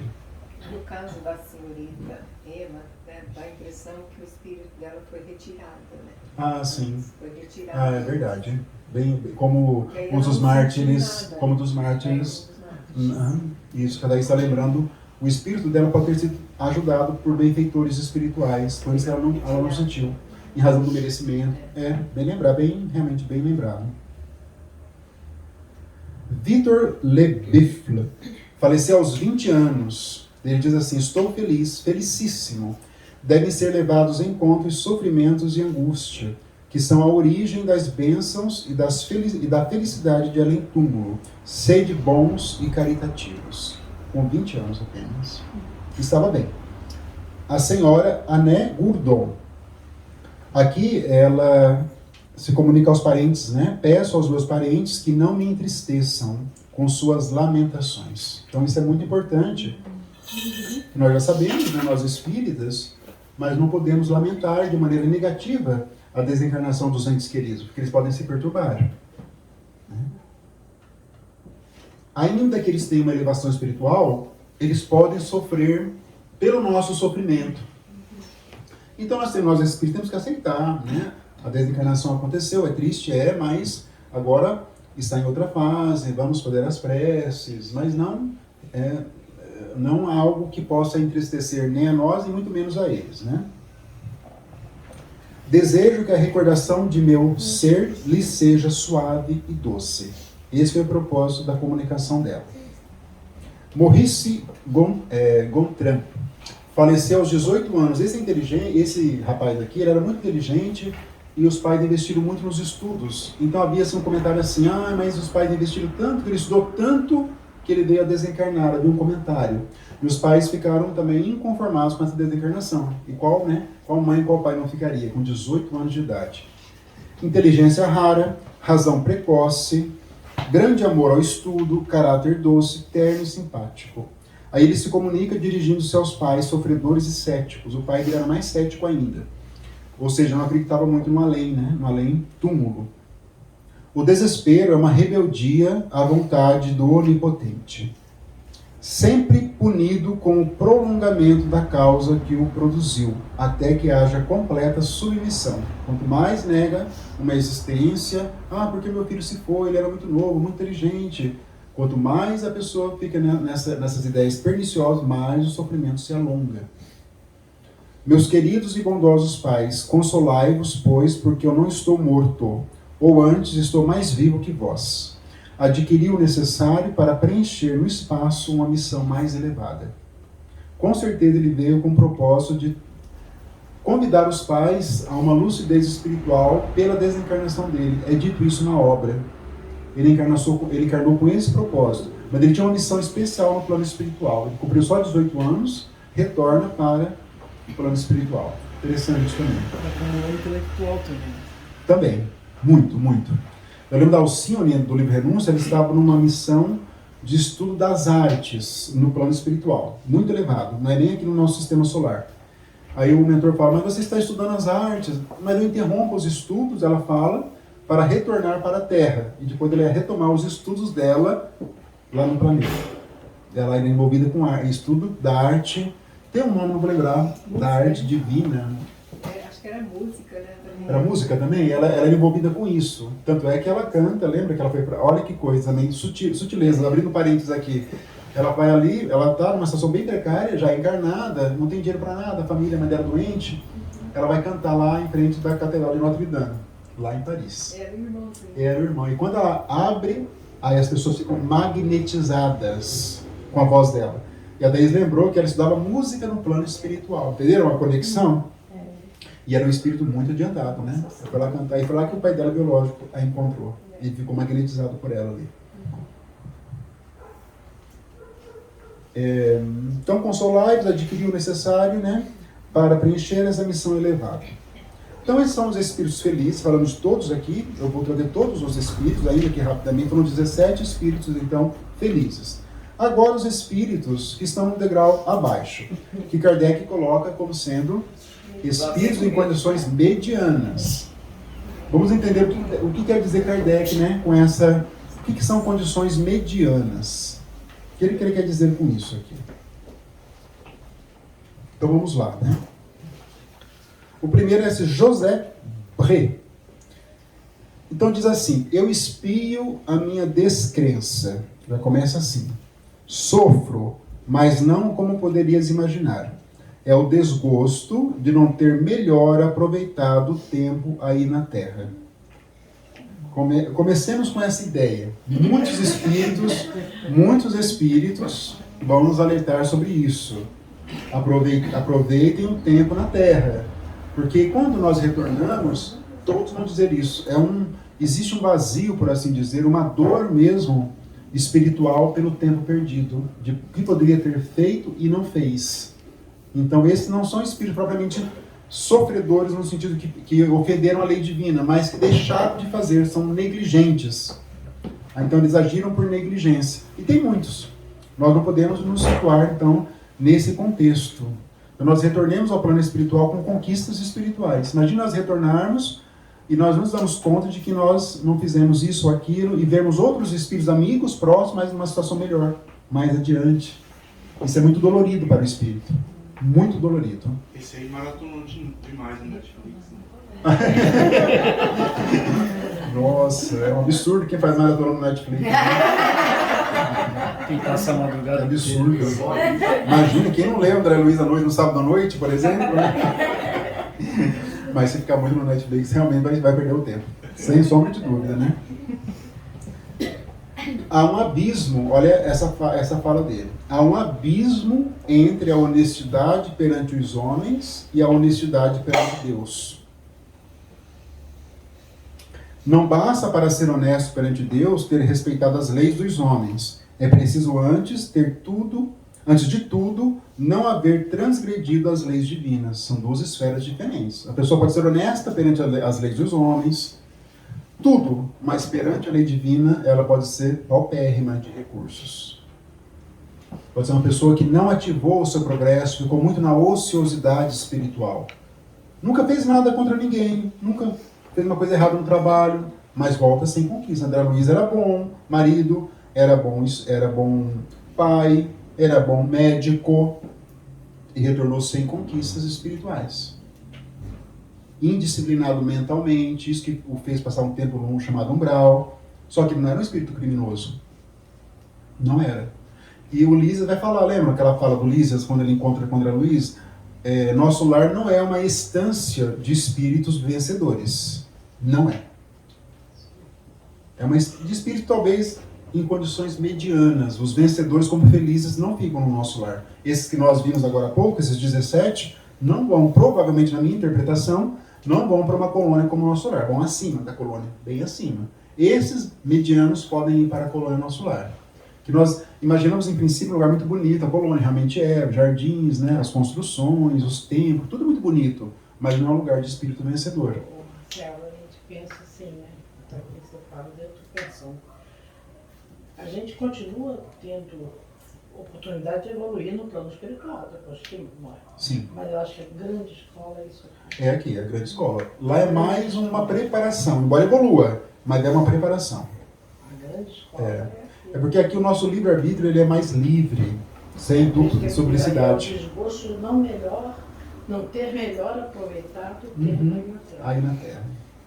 Então isso é uma questão que nós temos. Repare que os outros anteriores, os felizes eram uma vida de sacrifício, uma vida de abnegação, uma vida de renúncia, uma vida de amor. Reparem como é diferente o enfoque de um para o outro, né? Então essa é a diferença. Principalmente a reclamação. Reclamações, isso não é tolerado por espíritos, né? Por espíritos superiores. E ele diz ainda assim: honesto aos olhos de Deus será aquele que, possuído de abnegação e amor. Quando vocês leem a palavra abnegação, ela quer dizer que é um sacrifício de um interesse próprio em favor de uma outra pessoa. Isso é abnegação. Kardec pergunta para os espíritos como que eu, se não me engano, como que eu consigo domar as minhas más inclinações? Se não me engano, eles respondem: pratique a abnegação. Só isso. A abnegação é renunciar a nós. Há um tempo, eu estou cansado, cheguei tarde, uma pessoa telefonou que é uma ajuda.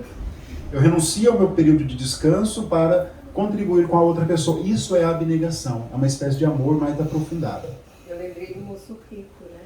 Aos olhos dos homens. Dos homens. Né? Da parábola de Jesus? Ele seguia a lei, né? Tudo que Moisés pregava. Tudo que Moisés pregava. Mas faltava para ele o amor e a abnegação. Exatamente. Bem lembrado Falta também. alguma coisa. Para ser perfeito, né? Jesus falava para ele, né? Para ser perfeito, abandone tudo, né? Dê aos pobres e me siga, né? Aquele que, animado de um zelo sem limites, for ativo na vida, ativo no cumprimento dos deveres materiais, ensinando e exemplificando aos outros o amor ao trabalho, ativo nas boas ações, sem esquecer a condição de servo, ao qual o Senhor pedirá contas no dia do emprego do seu tempo, ativo finalmente na prática do amor de Deus e do próximo. Uma outra diferença, esses espíritos aqui do medianos, eles têm um conhecimento teórico do que poderia tê-los colocado numa condição melhor, mas não houve uma prática, pelo menos, robusta, ao contrário dos outros espíritos, que tinham conhecimento e colocaram em prática. Aqui também tem essa diferença. Olha o conhecimento que ele tem, mas não colocou, né? Ainda sobre ele.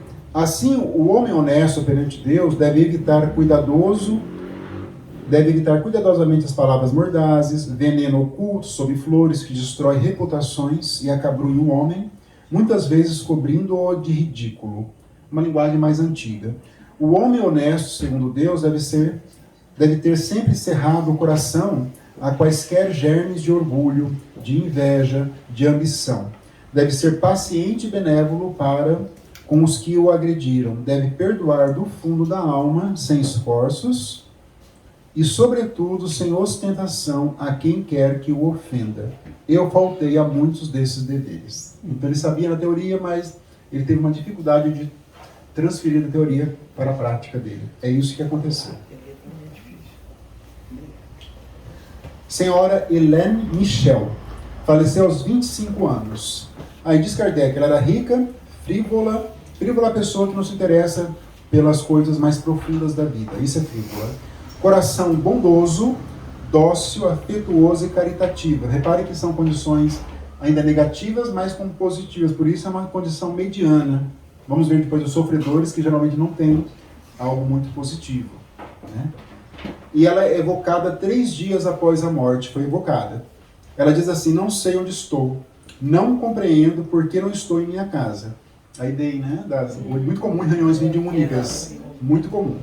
Quero deixar o corpo e mais a ele me prendo, a Deus. Ela foi embora. 3º dia. Aí depois de alguns dias ela reaparece.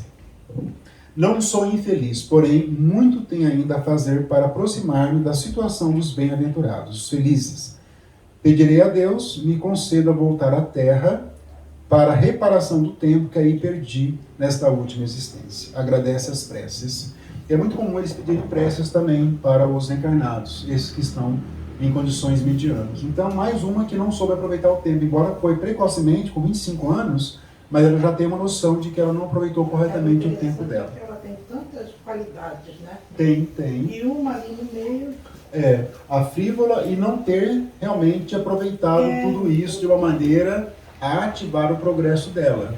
Porque pode ser que ela, embora não é dito, mas só um raciocínio, que ela já tem essas conquistas de outras encarnações. Mas ela veio para melhorar isso. Ela estagnou. Então ela não regrediu, mas ela estagnou. O Marquês de São Paulo, 20º espírito que se comunica. Estive muito tempo perturbado, aqui já tenho há muito tempo, e só voltei a mim para bem dizer da piedade dos que, lembrando-se de mim, por mim oraram. Ele apareceu para dizer isso, agradecer as preces. A prece é um recurso valioso para todos nós e principalmente para quem está em reunião mediúnica, em favor dos espíritos, porque é o mínimo, dizer assim, que eles precisam para alcançar um conhecimento da nova realidade deles. Senhor Cardon, médico. A morte parecia-me uma injustiça. Era médico incrédulo, né? Não acreditava. Ele era uma pessoa cética. Mas me tornei crente antes da morte, um pouquinho antes. E isso de coração e consciência. Então essa condição dele era cético, mas se tornou um crente, no sentido de acreditar. Então melhorou um pouco, com certeza, mais o comportamento dele. Mas é um espírito em condições medianas. Henrique Stanislas. Este é um espírito que sofreu por muito tempo, transviado do bom caminho. Agora compreendeu os seus erros, arrependeu-se e volveu os olhos para o Deus que negara. Só coloquei isso, que é uma frase de Allan Kardec. Senhora Ana Belleville, dotada de inteligência rara, eminentes qualidades morais, esposa e mãe de família devotada. Possuía inato sentimento do bem e do belo, mas pouco se preocupava com a vida futura. Vejam que não basta só, né? Tem que ter algo a mais. Tem que ter um brilho a mais. Todos os seus pensamentos se relacionavam com o presente, principalmente com a família. Não conseguiu ter horizontes que fugissem do mundo dela, da família dela. Foi boa naquele mundo, mas para Deus, né, pede-se mais. André Luiz fala isso, já falamos também, que ele fala em um momento da obra: eu não imaginei que existia pessoas fora do meu núcleo familiar. Né? No sentido assim, não me preocupei com essas pessoas. Ele era médico, né? Médico, mas o ministro Clarence deu isso naquela conversa com ele. Você nem soube o preço de um livro de medicina, que são livros caríssimos, nós sabemos. Porque você teve todo o dinheiro. Você nem soube as dificuldades de um médico no começo da carreira, porque você já fez fortuna rapidamente, falou para ele. Porque o pai já era rico, o avô já era rico. O avô deixou uma herança para custear o curso de medicina dele. O avô que ele encontrou lá numa região de sofrimento também, pegando umas substâncias que pareciam ouro, que ele pegava e depois caía na mão dele o ouro. O avô dele, que tinha deixado dinheiro para ele fazer o curso de medicina. Todos os homens da família, umbral. Todo. Ele, o pai dele e o avô dele. Não falou do bisavô, mas com certeza também estava nessa. O bisavô era ele. O bisavô era ele. Era ele. Mas vocês viram que não basta ter só bons predicados.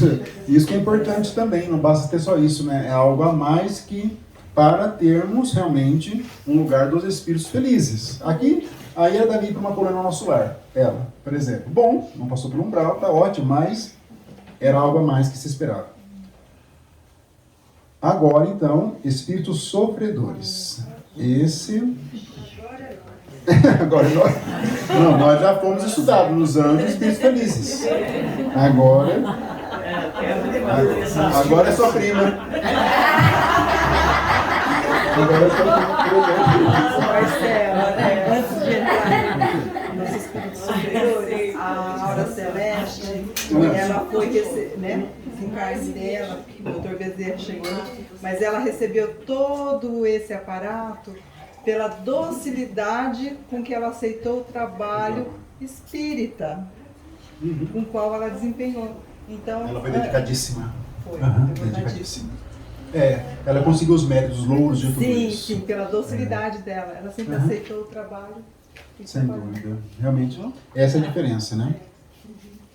Esse novel aqui, falecido aos 21 anos, ele diz assim: vou contar-te o meu sofrimento quando morri. Meu espírito, preso ao corpo por elos materiais, teve grande dificuldade em desembaraçar-se, o que já foi por si só uma rude angústia. Por fim, a consciência do meu estado e a revelação das faltas cometidas em todas as minhas encarnações feriram-me subitamente. Formas sombrias e desoladas, mergulhadas umas em tedioso desespero, furiosas ou irônicas outras, deslizavam em torno de mim, ou por sobre a terra a que chumbava, né, o corpo. Entenderam o que é a descrição dele, né, de espíritos já inferiores ao redor? Só não chama de espíritos inferiores, né, de sombras e tal. E aqui já é um espírito culpado, é um espírito que já traz uma bagagem negativa de outras encarnações, não conseguiu se desvencilhar dessa bagagem e continuou endividado com a providência divina. Então retorna numa circunstância de sofrimento ao plano espiritual. Aí já vimos também a questão da perturbação mais longa, mais penosa na linguagem de Allan Kardec. E já com outras companhias espirituais aqui no começo, que nós não vemos isso nem nos medianos e muito menos nos felizes. Né? Então já começa a descer assim, digamos. Auguste Michel, rico, boêmio, inteligente. Não fez o bem, mas também não fez o mal. Sofro, ó, se sofro. Podeis beneficiar-me com as vossas preces. Não o esqueçais, eu vou-lo suplico. Está pedindo prece para ele. Vejo quanto a minha vida foi contrária ao que deveria ser. Vejo as faltas cometidas. Fui no mundo um ser inútil. Não fiz uso algum proveitoso das minhas faculdades. A fortuna serviu apenas à satisfação das minhas paixões. Não serviu realmente, perdeu a encarnação dele. Teve a riqueza como prova para melhorar uma ideia prova mais difícil, segundo o livro dos Espíritos, mas também não aproveitou absolutamente nada. Voltou vazio também de conquistas espirituais. Pede prece, já está um pouco mais lúcido, então pede ali prece para os encarnados. Aí tem exprobrações de um boêmio, que é um outro espírito, não falou o nome dele. Exprobrações é como se fosse uma advertência para nós aqui, né, que estamos lendo. Presentemente sou menos infeliz. Aqui já passou por um estado, então, já foi, né, provavelmente já foi resgatado, tudo já em umas circunstâncias melhores. Homens, meus irmãos, eu vivi só para mim e agora expio e sofro. Como a palavra expiação aparece, né? Expio e sofro. O homem deve utilizar-se sobriamente dos bens de que é depositário. Depositário é o que nos é emprestado, porque é de Deus a propriedade plena. Habituando-se a visar a eternidade que o espera. Envolvei-vos na caridade e no amor, vestes divinas que duram eternamente. Aqui já está mais esclarecido, né? E já voltou para nos aconselhar. Tem casos assim em reuniões mediúnicas que o Espírito aparece para... Espírito sofredor, mas que aparece para nos aconselhar. E não para receber conselho. Porque ele já está mais esclarecido, embora em uma circunstância de sofrimento. Bem mais para exemplificar, né, para gente. Uhum. Específica. Então é um depoimento desse espírito aqui. Boêmio também, né? Então... Essa Lisbeth, desencarnada há 150 anos na Prússia. Até foi bom agora, estava esquecendo de falar, nem todos desencarnaram ali proximamente à escrita do livro. Uma grande maioria, o livro é de 65, a publicação, então imagino que foi escrito um ano antes, né, mais ou menos. Então vamos imaginar que ali a maioria dos depoimentos que eu vi até agora são de entre 1 ano e 4 anos antes ali, mais ou menos. Esse espírito é uma exceção. Desencarnou 150 anos na Prússia. A Prússia é uma região que hoje é Alemanha, Áustria, por ali. Ela tem um depoimento bem forte. Rica, tornei-me egoísta. Bela, fui vaidosa. Compare com aquele outro depoimento, que era tudo isso, mas soube aproveitar. Né? Insensível, hipócrita. Nobre, era ambiciosa. Sede humilde de coração, submisso à vontade de Deus, paciente na provação, caridoso para com o pobre, consolador do fraco, sensível a todos os sofrimentos, e não sofrereis as torturas que amargo. Ela já tem uma consciência plena também do que ela fez de errado, e volta como espírito sofredor. É um espírito também sem muitas conquistas espirituais. Sabia também uma teoria, e claro que ela também já está numa circunstância melhor no plano espiritual, né, mas ela terá que expiar, terá que retornar para iniciar o caminho dela evolutivo aqui de novo. Aí diz lá Kardec, né, que ele realiza um trabalho de esclarecimento desse espírito. Ele vai dialogar e vai tentar esclarecer ali o espírito. O homem superficial pode não ver nesses exemplos mais que pitorescas narrativas, mas o homem sério e refletido encontrará neles abundante manancial de estudo, que é o que nós estamos fazendo hoje aqui, por exemplo. Pessoas podem ler e falar, nossa, isso aqui é só mais uma narrativa, uma história. Mas nós sabemos que, na verdade, esses depoimentos existem para que nós possamos nos autocorrigir, nos autoeducar. Esse é o objetivo. Será que eu estou sendo, realmente, estou tendo um amor a ponto de ser abnegado? Será que eu estou tendo a paciência no sentido cristão, verdadeiramente? Será que eu estou tendo a coragem perante as provações da vida? Então são esses raciocínios que nós temos que fazer a partir desses depoimentos. E além disso, o espírito guia do médium também se comunicou ali. Nunca esqueçais, então vocês imaginam uma reunião mediúnica, também lá na Sociedade Espírita, alguns médios, lá no Kardec administrando, aí o espírito se comunica, aí Kardec faz o seu comentário, aí outro espírito novamente se comunica também, um espírito benfeitor. Essa é a lógica aqui da reunião mediúnica. Nunca esqueçais os ensinos que bebeis nos sofrimentos dos vossos protegidos, e notadamente nas suas causas. Esse espírito falando com as pessoas ali que estavam participando da reunião mediúnica. E visto serem lição que a todos aproveita no sentido de se preservarem dos mesmos perigos e de idênticos castigos. Então é o objetivo de nos advertir. Isso pode acontecer numa reunião mediúnica. O espírito pode ser levado para ser esclarecido, mas para esclarecer o grupo. E às vezes, existe alguma pessoa que esteja passando algum momento de dor específico, o espírito pode ali transmitir uma mensagem que vai coincidir com a situação de algum membro encarnado. A equipe espiritual faz muito isso com os membros de um grupo mediúnico. Fazem muito isso. Na verdade é um ato de amor, um ato de benevolência. Então também tem isso em mente, tá? Temos isso em mente. Mais um espírito, aqui, um príncipe Ura. Felizes os humildes de coração que escolhem uma posição modesta a fim de cumprirem a aprovação. Permita-me o Senhor, a mim, déspota orgulhoso, expiar os crimes derivados do meu orgulho, entre aqueles mesmos a quem oprimi com a tirania. Ele quer expiar entre os que ele oprimiu no passado. Vai ser doloroso, não é? Doloroso. Fui duro e cruel. Peço a Deus que me sobrecarregue com o mais pesado tributo de humildade. O orgulho é o inimigo da felicidade. Mais uma vez o orgulho colocado. Eu li uma notícia hoje, estava assim, lá no UOL. Família mais rica do Reino Unido é processada por não pagar direitos trabalhistas. A família é dona de um patrimônio de 38 bilhões de dólares. A família.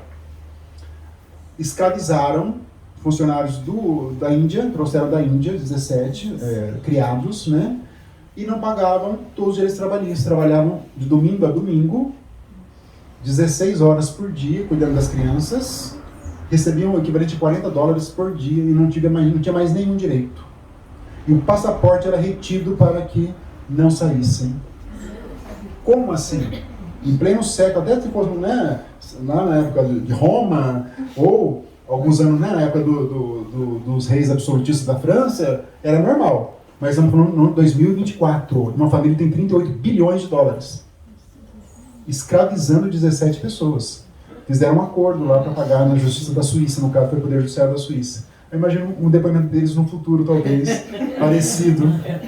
Imagino que eles não fazem, claro, estou falando em termos de espiritismo, né, no que eu vou ler, mas realmente é um senso de moralidade, né, a prova da riqueza. Ali eu vejo que como ela é dolorosa para a aquisição de benefícios espirituais. Ela é fácil de viver aqui na Terra.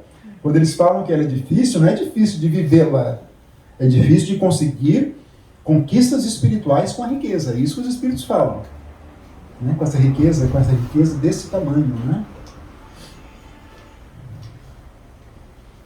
Pascal Lavic, ele só diz assim lá: pereci no mar, orai por mim. Falou mais algumas coisas, mas era um espírito sofredor. Esse Ferdinand Bertin: estou no medonho abismo. Muito comum também isso numa reunião mediúnica hoje. Estou para sempre separado dos que me são caros. Aí, isso é na primeira comunicação. Ele aparece 2 meses mais tarde. Diz o seguinte: compreenda a esperança, entreveja o perdão, mas depois o castigo da falta cometida. Na precedente existência eu mandara ensacar várias vítimas e atirá-las ao mar. Orai por mim. Ele já desencarnou nessa circunstância, no mar. Foi jogado também. Já começou a expiação dele. Aí diz o espírito São Luís, que era o dirigente da sociedade: esse espírito deixou o caminho da expiação para entrar no da reabilitação. É o começo, né, de uma trajetória de aprendizado de expiação. Lembrando também que muitos espíritos eles foram evocados por Allan Kardec ou por alguma outra pessoa, porque eles viam notícias de uma pessoa conhecida: a pessoa desencarnou. Conhecidos. Aí eu vou evocar lá hoje à noite, Kardec falava. Era assim. Ou então ele lia no jornal: a pessoa desencarnou. Aí eu vou evocar essa pessoa para saber como ela se encontrava. E sempre com esse objetivo de conhecimento, de pesquisa. Mas outros se comunicavam espontaneamente, ou seja, eram levados pela equipe espiritual que administrava os trabalhos da reunião, do grupo mediúnico, só para vocês terem essa ideia, tá bom? Ou eram evocados, ou eram, então, ou se comunicavam espontaneamente. François Riquier: avarento, solteiro, deixou considerável fortuna a parentes colaterais, nesse que para comparar com a outra, né? Aí Kardec pergunta: que pretendeis de nós? E ele responde: o dinheiro do qual se apossaram os miseráveis, a fim de o repartirem. Ele quer o dinheiro que ele deixou para os colaterais, os tios, os sobrinhos, provavelmente. Ele não teve família. Venderam fazendas, casas, tudo para se locupletarem, se enriquecerem. Desbarataram meus bens como se não mais me pertencessem. E nunca pertenceu, totalmente vinculado à terra, totalmente. Ele é apegado e totalmente ignorante da realidade espiritual. Totalmente ignorante. Para ele existe só a terra, só a nossa existência, só os bens materiais. Para ele, a vida dele era aquilo. Só isso, né? Aí Kardec conversa com ele, depois ele tem uma certa conscientização dele, fala: orai para que eu esqueça os meus bens terrenos. Isso deve ser um sofrimento terrível. Terrível. Ele nunca fez mal para ninguém. Reparem isso. Mas é um sofredor pelo apego aos bens materiais. Vamos chegar ainda nos espíritos criminosos no próximo encontro. Aqui nós não chegamos ainda, estamos nos sofredores. Vamos chegar ainda nos criminosos, né? Depois os suicidas também, né? E depois os suicidas também. Vamos chegar neles ainda. Vamos... Eles primeiro e depois os... Eu queria falar, não pensei nisso, né? Mas eu confesso que é uma boa ideia. É uma boa ideia. O último dia sai tudo depressivo. Espírito Clare. Deixa eu ver aqui, só um minutinho. Apareceu aí? Não? Como é que tá? Ah, tá. Possuía tudo, exceto um bom coração. É igual aquela fala do Chico, né? Daquele fazendeiro que foi conversar com ele, muito rico da região. Ele foi embora, daí as pessoas falavam: Chico, esse homem é o mais rico da região. Daí ele falava: eu tenho pena dele, ele só tem dinheiro, não tem mais nada. A inversão, né? Porque para nós, a maioria das pessoas, o dinheiro conta muito. Não, o Chico falava: não, eu tenho pena dele, só tem dinheiro, não tem mais nada. O egoísmo foi a sua alegria na terra. Malditos interesses humanos que me cegaram. Ele está melhor do que o anterior, né? Já tem um processo de consciência. Agora o remorso do tempo perdido, de novo. As trevas para o espírito são a ignorância, o horror ao desconhecido. Aí diz Kardec: o insolamento, o abandono, o desamparo, eis a punição daquele que só vive para si. Aqui o trabalho em cima do egoísmo. Um é no orgulho, o outro é no egoísmo, o outro é no apego aos bens materiais, cada um uma queda diferente desses espíritos aqui. Então é isso do nosso roteiro de hoje, né? Eu procurei trazer então as principais informações aqui desses espíritos. No nosso próximo encontro nós vamos finalizar com espíritos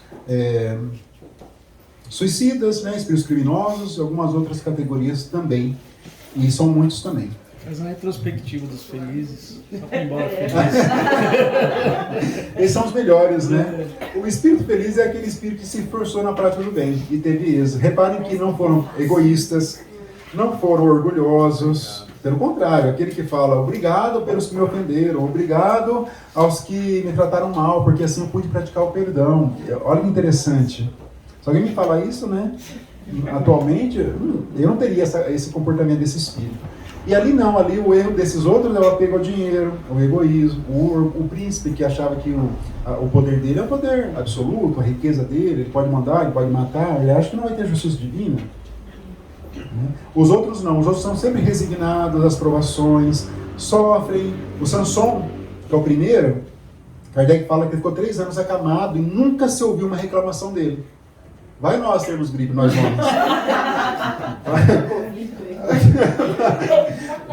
Vai ter uma gripe. Como disse o enfermeiro, né? Mulher reclama da dor do parto, é que nunca viu um homem com gripe. Não viu um homem com gripe, não sabe da nossa dor. Mulher não sabe da dor. Então ele ficou 3 anos acamado, mas nunca se ouviu uma reclamação. Nunca se ouviu. Isso é próprio de um espírito com um avanço significativo. A tendência é nós reclamarmos, ou se nós não verbalizarmos, nós pensamos, geralmente. Geralmente é isso. Né? Aquele outro espírito, né? Que foi uma mulher bonita, rica, só que ela nunca aproveitou disso para maltratar as pessoas. a Condessa Paula. Ela nunca usou para humilhar as pessoas. Geralmente quem tem dinheiro, beleza, dinheiro, poder ao mesmo tempo, humilha as pessoas. Eu conheço vários assim. Humilha, porque esses elementos humanos acabam cegando a pessoa temporariamente. Ela esquece que ela tem uma natureza espiritual, que ela um dia vai retornar ao plano espiritual. Então a pessoa esquece, entorpece a pessoa, né? O presidente Putin da Rússia, ele invadiu um país, tá, né? Invadiu. Será que ele acha que ele vai ser o poder eterno? Uma hora vai ter que acertar as contas com a Divina Providência. Causa satisfação, né? Então, para ele nem pensa nisso. Pois é, não pensa. Então vai dar um entorpecimento da razão. Porque todos vão desencarnar. Isso é a única certeza da vida. É o único, né? Certeza absoluta. Não existe um que é imortal em termos de corpo físico. Não existe. Mas mesmo assim a pessoa entorpece com o dinheiro, com o poder. Né? Tem aquela frase famosa de Instagram, geralmente atribuída a Abraham Lincoln, né? Você quer conhecer um homem, dê dinheiro e poder para ele. E isso faz a queda desses espíritos, todos aqui, esses sofredores.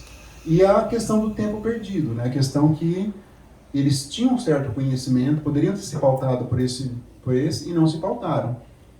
E tem vários casos na obra do Espírito André Luiz, vários de espíritas, católicos, evangélicos, também que não aproveitaram a reencarnação. E muitos outros também que aproveitaram grandemente, católicos, espíritas, evangélicos, aproveitaram grandemente a reencarnação. Então isso depende. E é o sinal também, né? Já repararam, né? Já repararam que os espíritos encontram uma maneira de nos avisar que nós não podemos continuar muito tempo, porque eles têm os afazeres também. E está no exato aqui, às 9h30. Então é isso, no nosso próximo encontro vamos finalizar então o livro, né, O Céu e o Inferno. Então vamos fazer uma prece de encerramento. Vamos acalmar os nossos corações mais uma vez, elevar os nossos pensamentos, Pai, agradecendo estarmos aqui reunidos, estudando um pouco mais essa obra, compartilhando esse conhecimento. Ajude-nos, Pai, a trilhar esse caminho do saber, esse caminho do amor, do perdão, que é ensinado pela doutrina espírita, pelo Evangelho de Jesus. Agradecemos, Mestre, a esse Evangelho que tem nos conduzido, nos iluminado. E agradecemos, por fim, aos espíritos amigos aqui presentes, que preparam o ambiente, que conduzem os trabalhos, que nos intuem e que estão sempre conosco, nos incentivando para a prática do bem. Se conosco, Pai, hoje e sempre, assim seja. Então, boa noite a todos, até a próxima quinta.